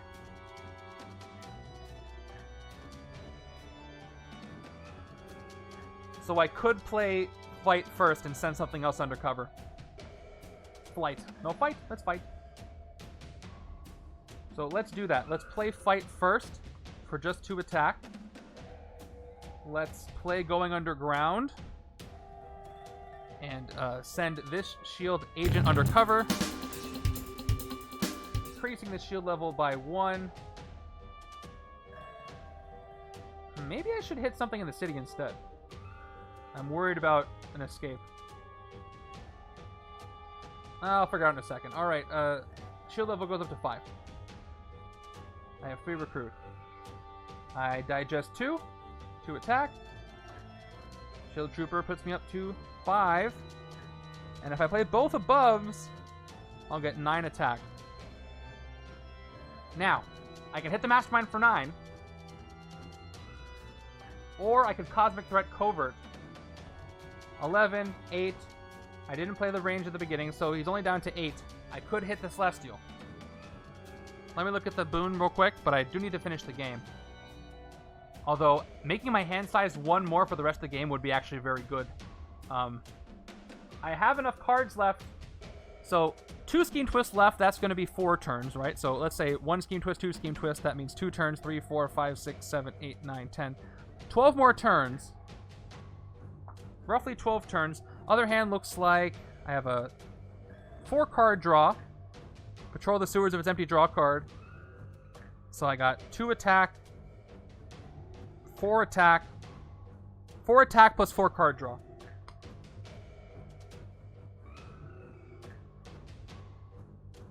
I think I want to hit this left still here while I can. And that's going to buff up this side for the rest of the game, because right side is doing fine. Yeah. So I didn't reveal anything. I didn't draw any cards. So if I want to take everything back... Oh no, I already sent something undercover. Never mind. So we're going to do... Yeah, we'll Celestial is -6. So it's an 8. I'm going to hit it for 8. By the way, I forgot I already have a... I have another one. I could fight a henchman for my victory pile. I just never did.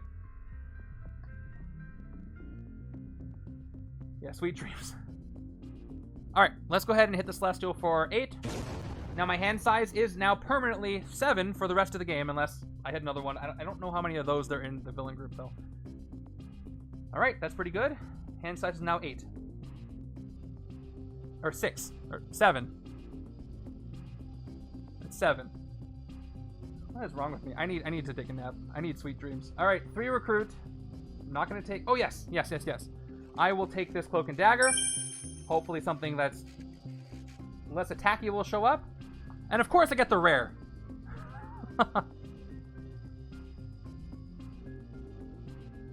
Look at that. Digest 7, you get 1 attack for each 2 bystanders in the victory pile. That's the first rare, and this is a fantastic rare to get. If I can get this, I have a ton of bystanders. I can win the game with this. But right now, it's just going to power up the Mastermind, which is not good. I did say less attacky, and it's like, nope, more attacky. So the Mastermind's at 11. Yeah, 4, 5, 11. Let's see how much recruit I can get. Probably not a lot. That's interesting. Let's just say that. Alright, let me draw 7 cards, because 6 plus 1 is 7. Math is hard. What did I get? 2, 3, 4, 5, 6.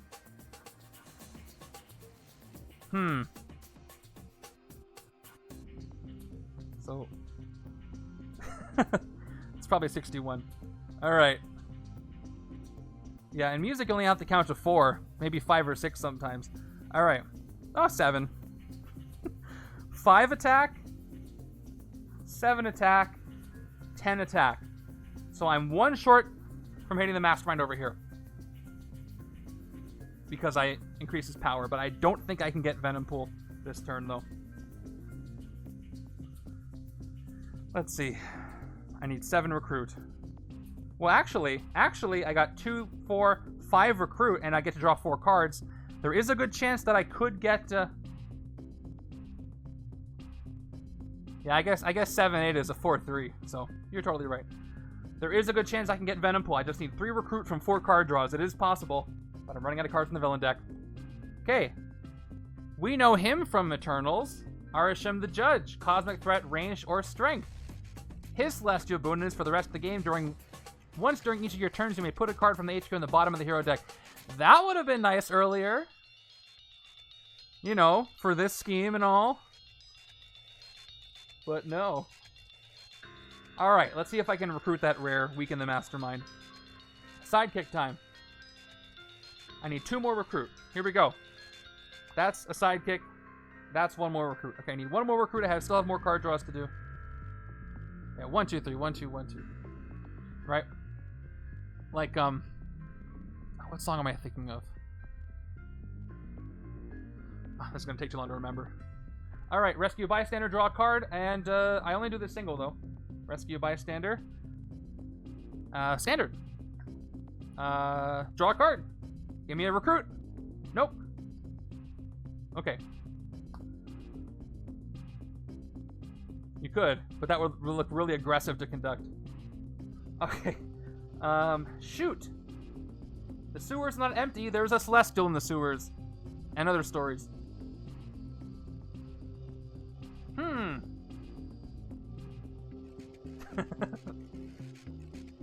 Let's see. I'll play my 2 shield agents because I'm going to play them. I just need 7. I can't do the Throne's Favor effect because I don't have another Black Bolt. What to do? So I could play Declaration of War for 2 attack.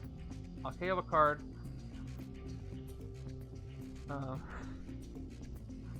Oh man. Cosmic Threat Strength is only going to put it down to 10. So that's not going to happen. I guess I have to do shenanigans and just hope that I draw a recruit. I could hit something first though. And then I get 2 more bystanders. But then I can't draw any more cards. You know what?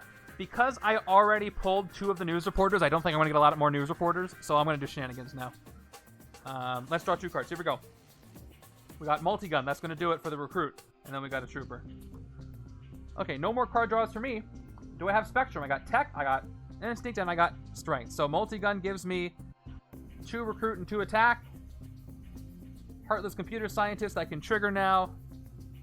2 more recruit. You may KO a card from your hand or discard pile. Do I have another agent in here? I do have another agent in here. I don't need you anymore. I got a rare coming. Get out of here. And I play... I can't draw a card anymore, so I might as well play Big Slime Opportunity now. For 2 attack and 2 recruit. I patrol the sewers. It's not even empty, and I wouldn't be able to draw a card if I wanted to. Guess what? This is mine now. I really hope it'll help me win the game. It's a cool card. Give me something weak. Well, 3. It's like 1 weaker. So the Mastermind goes down to 10. 5, 6, 7, 8, 9. Yeah, I got 1, 2, 3, 4 attack. 5, 6, 7, 8, 9. Oh man, I'm short 1 attack.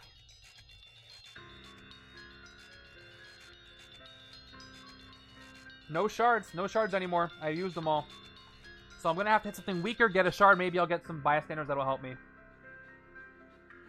I haven't played a strength, so I can't do the indigestion. So I will play... Oh, it's going to be, 5, 6, 7, 8, 9. So let's hit as many things as I can. Let's hit the Church of Truth for a shard. It's going to cost me 2. Actually, 3. but I got a shard out of it.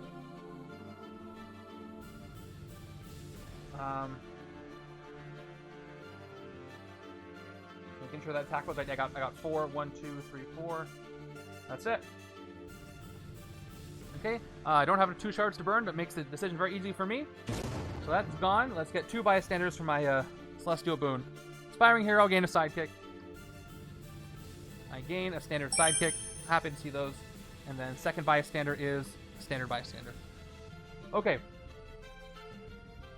I digest the Chimichanga. I get 2 more attack. I play Declaration of War with no effect. I get 2 more attack. And I play the Shield Trooper. 6. Okay, and I have 1 shard from the villain I hit. Let's get these scary scheme twists out of here. Yeah, let's hit them both. Let's get some bystander. It's not worth waiting for Deadpool, although he's going to show up next turn. Shoot. But I'm going to want to hit the Mastermind. Or I can just hit this Khonshu Guard and get a shard out of it. And KO. I'll KO another agent. Let's do that. Let's hit the Khonshu Guardian. We'll leave them there. They're not going to escape anytime soon. I hit him for 4. I get the other shard. Oh, right. I can hit him for full, right? Because he's in the sewers. So he's +2. So I spend the extra 2. It's fine. Yeah, we're good there. So I had just enough to hit him. We'll KO one of my heroes for fighting him. It is going to be this shield agent, of course, that I put all the way on the left-hand side. And they're gone. And 2 more bystanders for me. That's why this game's taking so long, all the bystanders. Hey, you guys are in luck. Here she comes. Amy's back. And a standard bystander. Yeah, okay. She's back. Enjoy. This is the turn I want to take out a lot of stuff. And maybe I'll get the rare, because I'm shuffling it up. Zombie Amy is back. Although she does not have Rise of the Living Dead. Search your victory pile for all shape-shifted copycats and put them into the city. Okay, 4, 5, 6. All right. This is a beautiful sight. Look at this. So this is 3, 6, 8, 10, 14 plus. Oh, this is gonna be a big turn. Well, we're gonna get there. Let's play my 7-card hand. See what I can do over here, and then do some damage. Okay, Primus is back. Once again, I have to discard a prime number card with a prime number cost to fight him. Yeah, like 6 bystanders from Deadpool alone, for sure. We'll get to that in a second. So how can I prep for that over here? Start with Aftershock. Shield level is above 2, so I get 4 attack. We will play Go Underground to send this shield agent undercover, increasing the shield level, and getting rid of this card for good. Yep, shield level is now 6. I get 3 recruit. I will play... What do you mean 30 bystander limit? I don't have a 30 bystander limit. Oh, does the scheme say 30 bystander limit? No. I'm good. 1, 2, 3, 4, 5, another attack. Okay. Oh, for setup B, you mean? Not for setup A. Setup A, you can have as many bystanders as you have. Setup B, you only get 30. Yeah, it says in the instructions for setup A, use all the special bystanders you have. Yeah, make sure to read the instructions. That's gonna help you out. Only in setup B do you use the 30. It's okay, you know for next time. Alright, I got Victoria Hand. I will send her undercover because I don't have any more shield cards. Or I could not play this trooper yet, and I can send the trooper undercover. No, I'll send her undercover. Yeah. Yeah, setup B only uses the 30 from the core set with no special anything for support for setup B. No, I'll send her undercover. I don't really need the recruit anymore. We're right at the end game. So I play her for the 2 more recruit, and I got shield, shield, shield. Actually, no, I have to play this Dissenter undercover. All right, well, there she goes. And cool. Shield level goes up. I made 5 recruit, and now Throg is going to give me 2 more recruit. And I've made at least 6. So Throg is going to give me 2 more attack, so I'm at 7 attack. And then Lockheed is going to put me up to 10 attack. Which, guess what? Is enough to hit the Mastermind.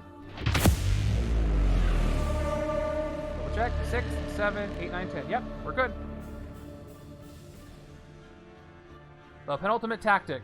Each other player reveals a tech hero or discards a card. I am good in that department. Well, just barely have the one, but no discards over here. Let's see how many bystanders I can get next turn. And let's give one more shot at getting this abomination down a little bit. Let's take this for 6. Give me something with less attack. Okay, technically it has 1 less attack, so I'm at 9 recruit. 9 attack, sorry. Zola is at 9 attack. He's at 6, 7, 8, 9. These sidekicks go away.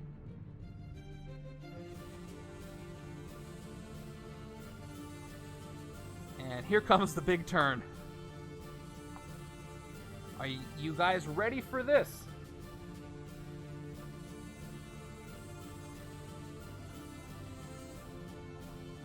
Let's see if we're filling up the city. Ooh. Oh no, where did I put the scheme? A red alert, I've lost the scheme. It would be really funny if I shuffled it. Oh, here it is. Okay, found it. We know what to do, I just gotta find it. Alright, it enters. And then it bonds. Should I bond it with the copycat? Would that be fun? You want me to do that? I'm gonna do that. So we got Symbiote Bond Amy. Enjoy. And play another card from the villain deck. It is Radiation Scientist. I don't blame you, Imka. This is a crazy game. Alright, goes to Primus. Alright, I think... Can we end the game this turn? Let's find out if we can. Play to the crowd. I gotta play 2 Venoms to do both, so I'll wait on this. Let's play both. Can I get a little gratitudes? Here we go. 3 attack. And 6 attack for the second one. Whenever I rescue a bystander this turn, I do the effect 3 times. And I got excessive violence. Rescue a bystander. So I got 6 attack. Now we can play to the crowd, unless I want to fight things first to get more bystanders. How many bystanders do I have in my victory pile? I gotta count them up now. I got 1, 2, 3, 4, 5, 6, 7, 8, 9, 10, 11, 12, 13, 14, 15, 16, 17, 18, 19, 20, 21, 22, 23, 24, 25, 26, 27. Wow. That's 13 attack.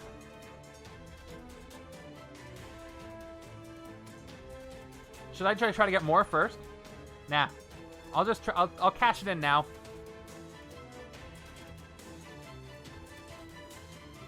I think.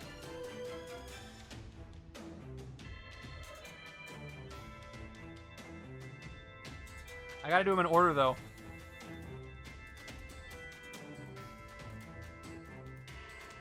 I could fight some more things and try to get more bystanders. But, well, actually, each thing will be 2, and that'll be +1 attack. So it won't really even out. So I'm gonna just go for it now. We got 10 attack. 4 more from base. And then plus 13 attack for each 2 bystanders in my victory pile. So I'm at 23 attack right there. 23 attack. Oh, and then I rescue 2 bystanders, and I do the effects 3 times if they have any effects. First one is the Lawyer. I do this 3 times. Top 3 cards of your deck, draw each of them that has at least 10 words of rules text, put the rest back in any order. Although this can fizzle 3 times. Alright, this definitely has 10 words of rules text. Heartless Computer Scientist, when you rescue this bystander, gain it as a hero. Exactly 10, not counting the bottom part. And then this goes back on top. I do it another time. Top 3 cards of the deck. Sidekick has at least 10 rules of words text, for sure. These two don't. I do it a third time. The last card there is a trooper. So it ends there. I'll put the 2 troopers on top. That was cool. I get 1 more bystander. Engineer. I do this 3 times. Why is this still here? Oh, because I'm still doing the effect. Top card of your deck if it costs 0, KO it. Guess what? All 3 cost 0, so 0, KO. 0, KO. And 0, KO. How's that for thinning the deck? Okay, that was the first one. That was just from, I don't remember where that was from. Oh, that was from the indigestion effect. Cool.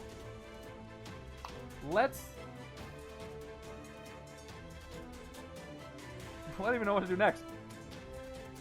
Let's draw 2 cards. 1, 2. Okay, I played a strength, so now we're gonna go ahead and play Digest that Chimichanga. I get 2 attack, and I rescue a bystander. Give me something special, come on. Yes, public speaker. I get 3 recruit. I do this 3 times. Doesn't really help me, but okay. I mean, I could take Slam Opportunity, hope for something better. That's 3 recruit there. Both effects. Moving on. I'm going to phase Lockjaw. A little bit. I'm going to see how far I go here. I'm going to phase Lockjaw. He's a good boy, so I'm going to go ahead and do the effect for him. Because I'm going to draw cards anyway. And it's swapped with this Black Bolt. I will play it so I can play the Declaration of War. It's not going to do anything. I'll play Black Bolt, break the silence, 2 recruit. So I can play a Declaration of War.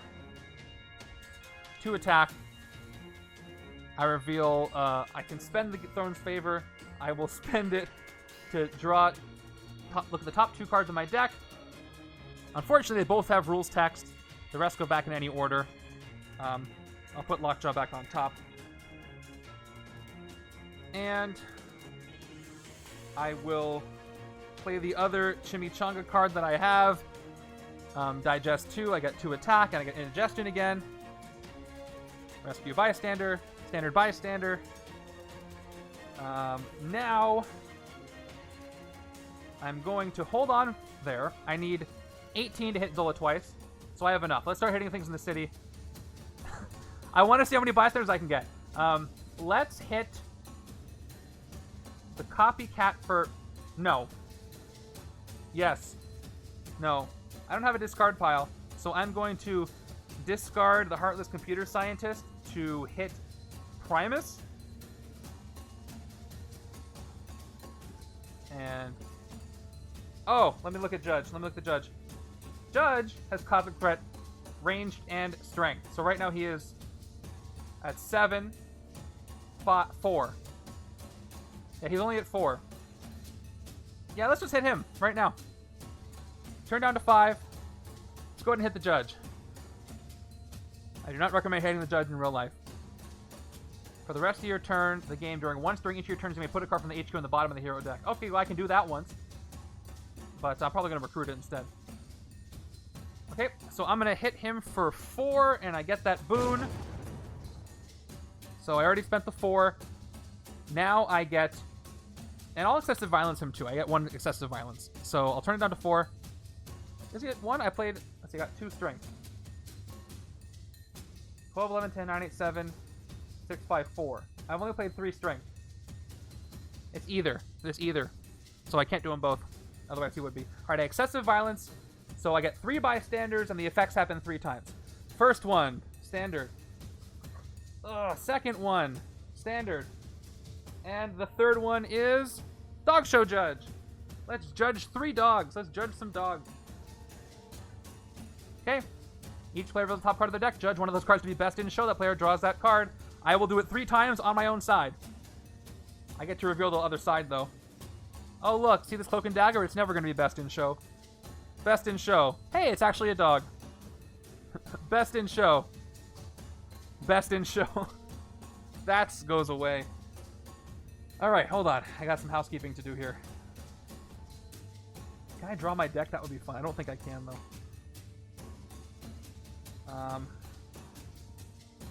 Should I phase Lockjaw again?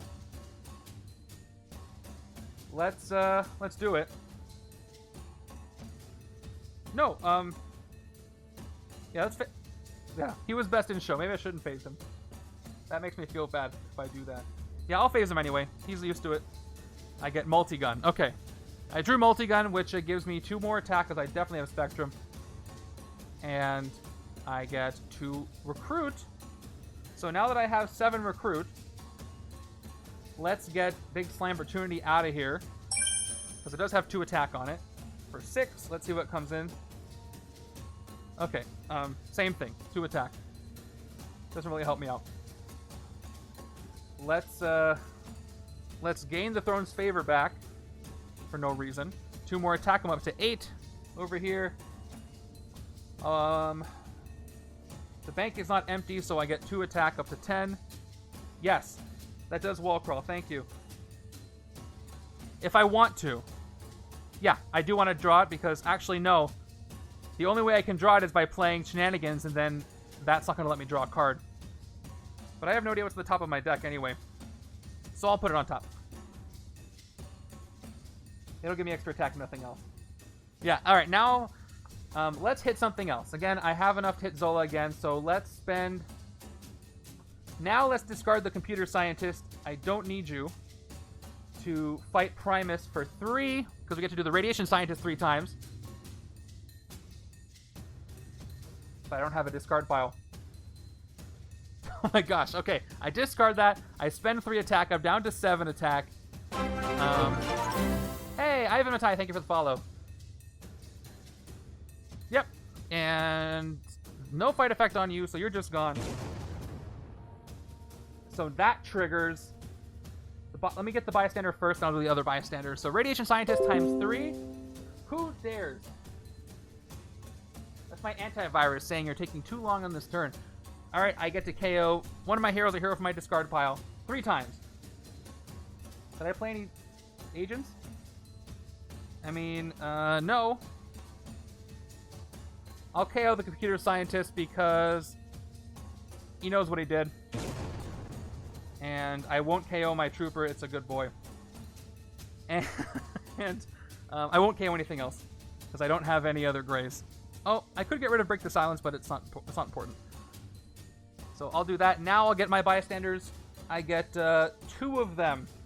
Alright, I did Excessive Violence only once already. Here we go. First one. Guess what? She's back! The Copycat enters. I can't do her effect 3 times, though, unfortunately, because that would require cards that don't exist. So, just like when you copy transform cards, the second... Okay, that wouldn't work. The second one is a standard. But now I can fight her. Let's go ahead and fight the Copycat. So let's play the Trooper for 8 total. And now we'll fight this one for 3. So now I'm down to 5. Attack on this die. And I KO one of my heroes. The Trooper gets KO'd for that. And 2 more bystanders with triple the effects. It is the undercover agent. Alright, I give 2 shield officers to the left side because I don't care. 2 shield officers go to the left side. No, 3 times. A 3rd shield officer. Did I only do an effect once? Or twice? I don't even remember. I get 1 more bystander.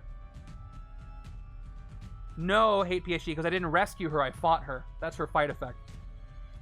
And the 2nd bystander for the Celestial is, 3 pizza delivery guys. When you rescue this bystander, choose 1. Draw a card now or draw an extra card when you draw a new hand of cards. That's amazing. I draw 3 cards. Thank you, pizza delivery guy. 1, 2, 3. Okay, let's keep going. Let's keep this going. All right, big slime opportunity. Let's phase Lockjaw first for fun. Okay, phasing Lockjaw for an agent. That was lame. Okay, and now I will get my 2 recruit. I'll get my 2 attack. And the sewers are empty, so I draw Lockjaw again because he's a good boy. And I have Spectre with multi-gun, so I get 1 more attack, 1 more recruit. And, and Best in Show. He's a good boy in Best in Show. I'll play the Trooper. I'm going to draw with Shenanigans anyway, so I'm going to phase Lockjaw once again. And I get another big slime opportunity. Once again, up to 11 attack on this die. 2 more recruit. Sewers are empty, so I draw Lockjaw again. Best in show again. I'll phase Lockjaw again. And I draw a Sidekick. I wonder what that does. I'll draw 2 cards. Lockjaw and Hairball. Oh, look. Let's play Hairball. I don't know what's happening. Draw a card. And it's Multi-Gun. That goes away. I only have 1 card on my deck, so maybe I should recruit something, but that'll probably make the Mastermind stronger, so I'm not going to press my luck on that one. He bet against me. Alright, I'll play Multi-Gun Spectrum, so I'm at 14 attack on this die, and 8 recruit. Okay. Let's phase Lockjaw for the last card. It is the other one, which I wish I would have played earlier. I would have gotten extra effects, but now I'm up to 17 attack. Ooh, I can make it so I need 3 dice. And I get to do the effect 4 times on bystanders now. I only have Lockjaw on my deck, so I'm going to spend my 8 recruit. I'm going to have way enough to hit Arnim Zola twice. So let's... What has the most attack? I'll just take this Cloak and Dagger because, if nothing else, I can get the 3 attack. So I'll take Cloak and Dagger for 4. Down to 4 recruit. And... Oh, and he's going to go up by 1. That's okay. Okay, so now... I need 20 to hit him. So, let's hit the Copycat. No, I'm going to leave her around so she can watch what's going on. Let's spend 6 attack. No, I want to get to 20. I don't have enough attack. I want to use my 3rd die. I just kind of want to do that. Okay. I won't be able to draw any more cards. That makes me really sad. It's fine. I don't have any more cards to draw. What am I talking about? Alright, I play Shenanigans. I draw 2 cards. I have drawn my entire deck. I play Lockjaw because, again, he is best in show and a good boy. 19 attack over here. And finally, I play Fight Dagger side, which is going to put me up to... a total of 42 attack. I don't think I have enough attack. Let's fight everything. Let's start with the Scheme Twist. I'm gonna spend 6 to take this one out. All right, I take this one out, and now I'm back down to 2 dice. Now a 16 on this die, and now I get to rescue 3 bystanders. Then I do all their effects 4 times. So let's see what happens. No, 2 bystanders, only 2. Okay, Warlock. Oh, I got it. I did get a card. I'm not going to ever draw him, though. I can't do it multiple times. And 1 more bystander. Standard. Okay. Let's hit the other one here for only 3. Goodbye. And down to 13 over here. Same thing. I can't gain it 4 times. Only hit it the 1 time. All right, 2 more bystanders here. Whoop. I got the Banker.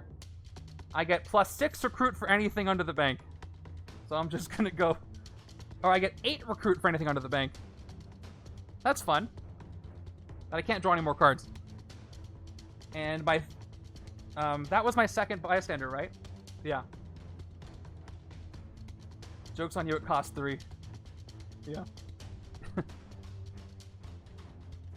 But I can recruit multiples. Anyway, it was the first. Oh, thank you. Sorry, I'm losing track of all these bystanders. 2nd one is a standard. Okay, it was the first. Alright, I'm getting into danger territory because there is a way I could do this where I don't have enough attack to hit the Mastermind if he messes up the HQ. So just to be safe, let's hit the Mastermind right now once. Alright. Crush Pacifist Resistance. KO to 2 of your heroes that have less than 2 permanent attack. Alright. He doesn't have any more that do that. I gotta do this. It's fine. Break the Silence is going away. And... Lockjaw's gone. No, off the cuff. No way. Who else applies? Oh, I have a trooper. Okay. Up to 2. I don't have to, but I will. They're gone. Okay. Now, let's... I have enough. Let's go ahead and hit the copycat for 6. We will take her out for 6. Down to 17. And I have to KO one of my heroes again. Read shenanigans. Okay. I mean, some of these turns can just take... I don't know what you're talking about. I don't know what you're talking about. I'm sorry, I know you're waiting for the hero draft, but this doesn't happen every day. Alright, I'm sorry, Multigun, you're gone. That's perfect, that's beautiful. Alright, 2 more bystanders, here we go. Engineer! Top card of my deck is Warlock. He doesn't do anything. And it's Warlock again, and it's Warlock again, and it's Warlock again. Okay, second bystander is a standard. And I will fight, go down to 14 attack. And I'm going to hit this Scheme Twist symbiote guy. And, yes. 2 more bystanders 4 times. Magma, I gain her 4 times. Doesn't really happen. And the last bystander is a standard. Alright. That's all I can do. Thank you for humoring me. Yeah. Should I do a timestamp just for this turn? No, that'll give it away. Alright, let's hit the Mastermind for a 10. And as you know, he has no more tactics left, so after all that, that was fun. Thanks for sticking around. He is gone, and somehow we won this thing. Thanks to Venompool. Whew.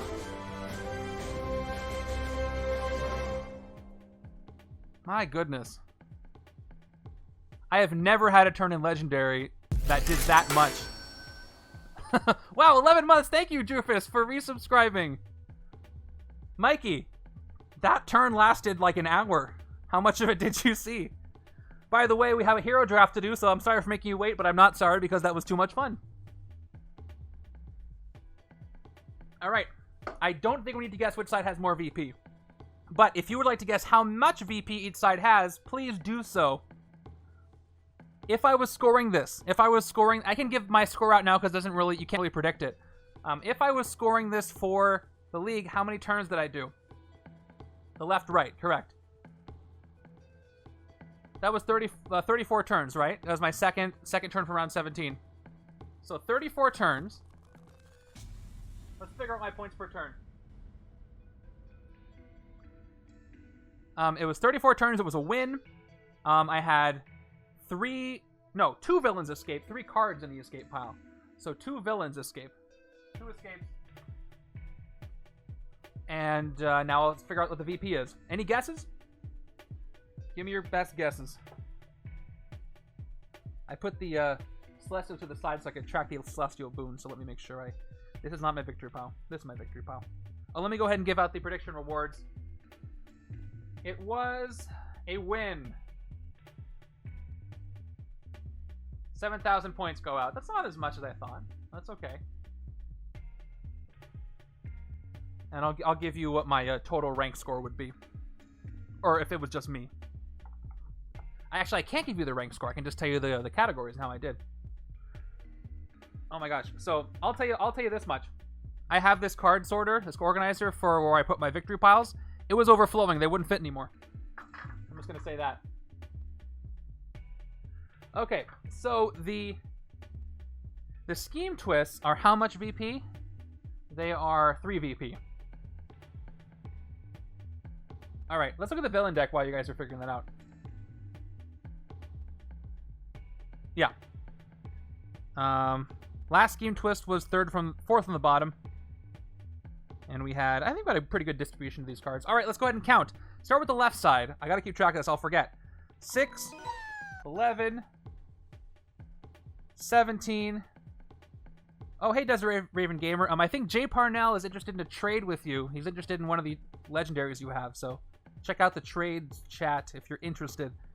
6, 11, 17, 18, 19, 20, 26, 27, 30, 31, 32, 33, 36, 37, 38, 43, 44, 45, 46, 47 on the left. Some of you guys were close. Who was closest? Avatar, I think, was closest. Nope. Yes. He got the highest number. No, and HPHD. Tied with HPHD. You guys both. Alright. 47 on the left. Now it's time for the right-hand side. I think this is going to be the most VP I've gotten on one side ever. Here we go. 6, 7, 10, 11, 12, 13, 19, 20, 21, 26, 29, 32, 35, 36, 39, 40, 41, 42, 43, 44, 47, 48, 49, 50, 51, 52, 53, 54, 55, 56, 57, 58, 59, 60, 61, 62, 63, 64. Second stack. 65, 66, 67, 68, 69, 70, 73, 74, 70. Oh, put him aside.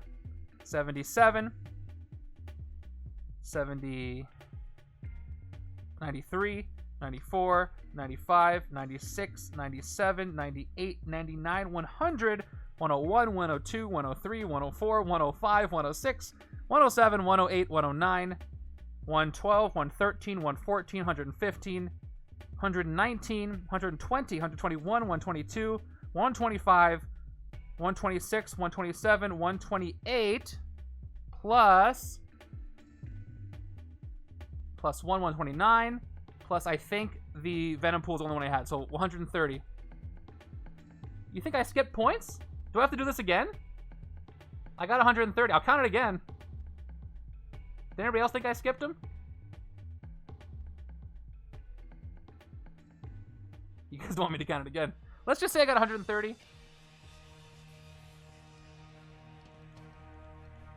Alright, I'll count them again. I'll do it fast. Fine. Let me do the photographer first. Photographer is worth 2 points. Okay, I want to get this right. He's worth 2, as I got the rare. Here we go. 3, 4, 5, 8, 9, 10, 11, 15, 16, 17, 18, 19, 20, 21, 22, 23, 24, 25, 26, 27, 28, 29, 30, 31, 32, 33, 34, 35, 36, 37, 43. Yep.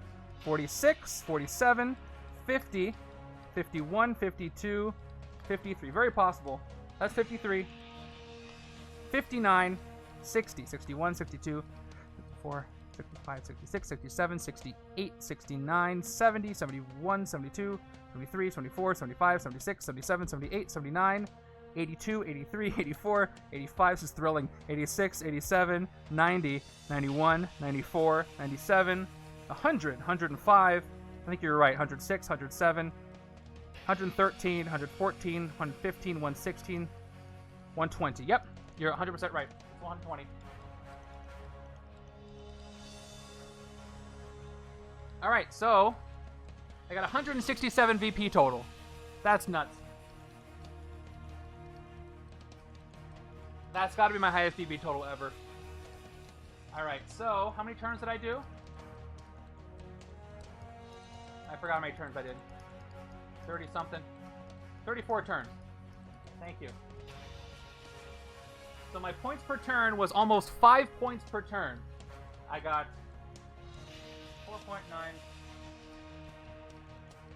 4.9117 points per turn. Actually, it's 4.9118. But that's my points per turn value. So I would probably place at the top of that category. So with a win, and then I'd probably do worse on the number of turns. People are probably going to get a higher turn score than I am. It took me 34 total turns. But we'll see. Okay. Thank you for humoring me there. We are going to go to the hero draft. I think I've seen both team captains, Kyle and Imka. And I think I have your final selections.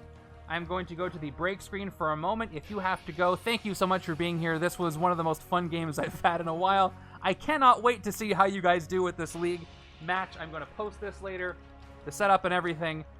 And I will be right back, so we will stick around for the hero draft. If you want to stick around and watch it, I'll be back in like a couple of minutes. See you shortly.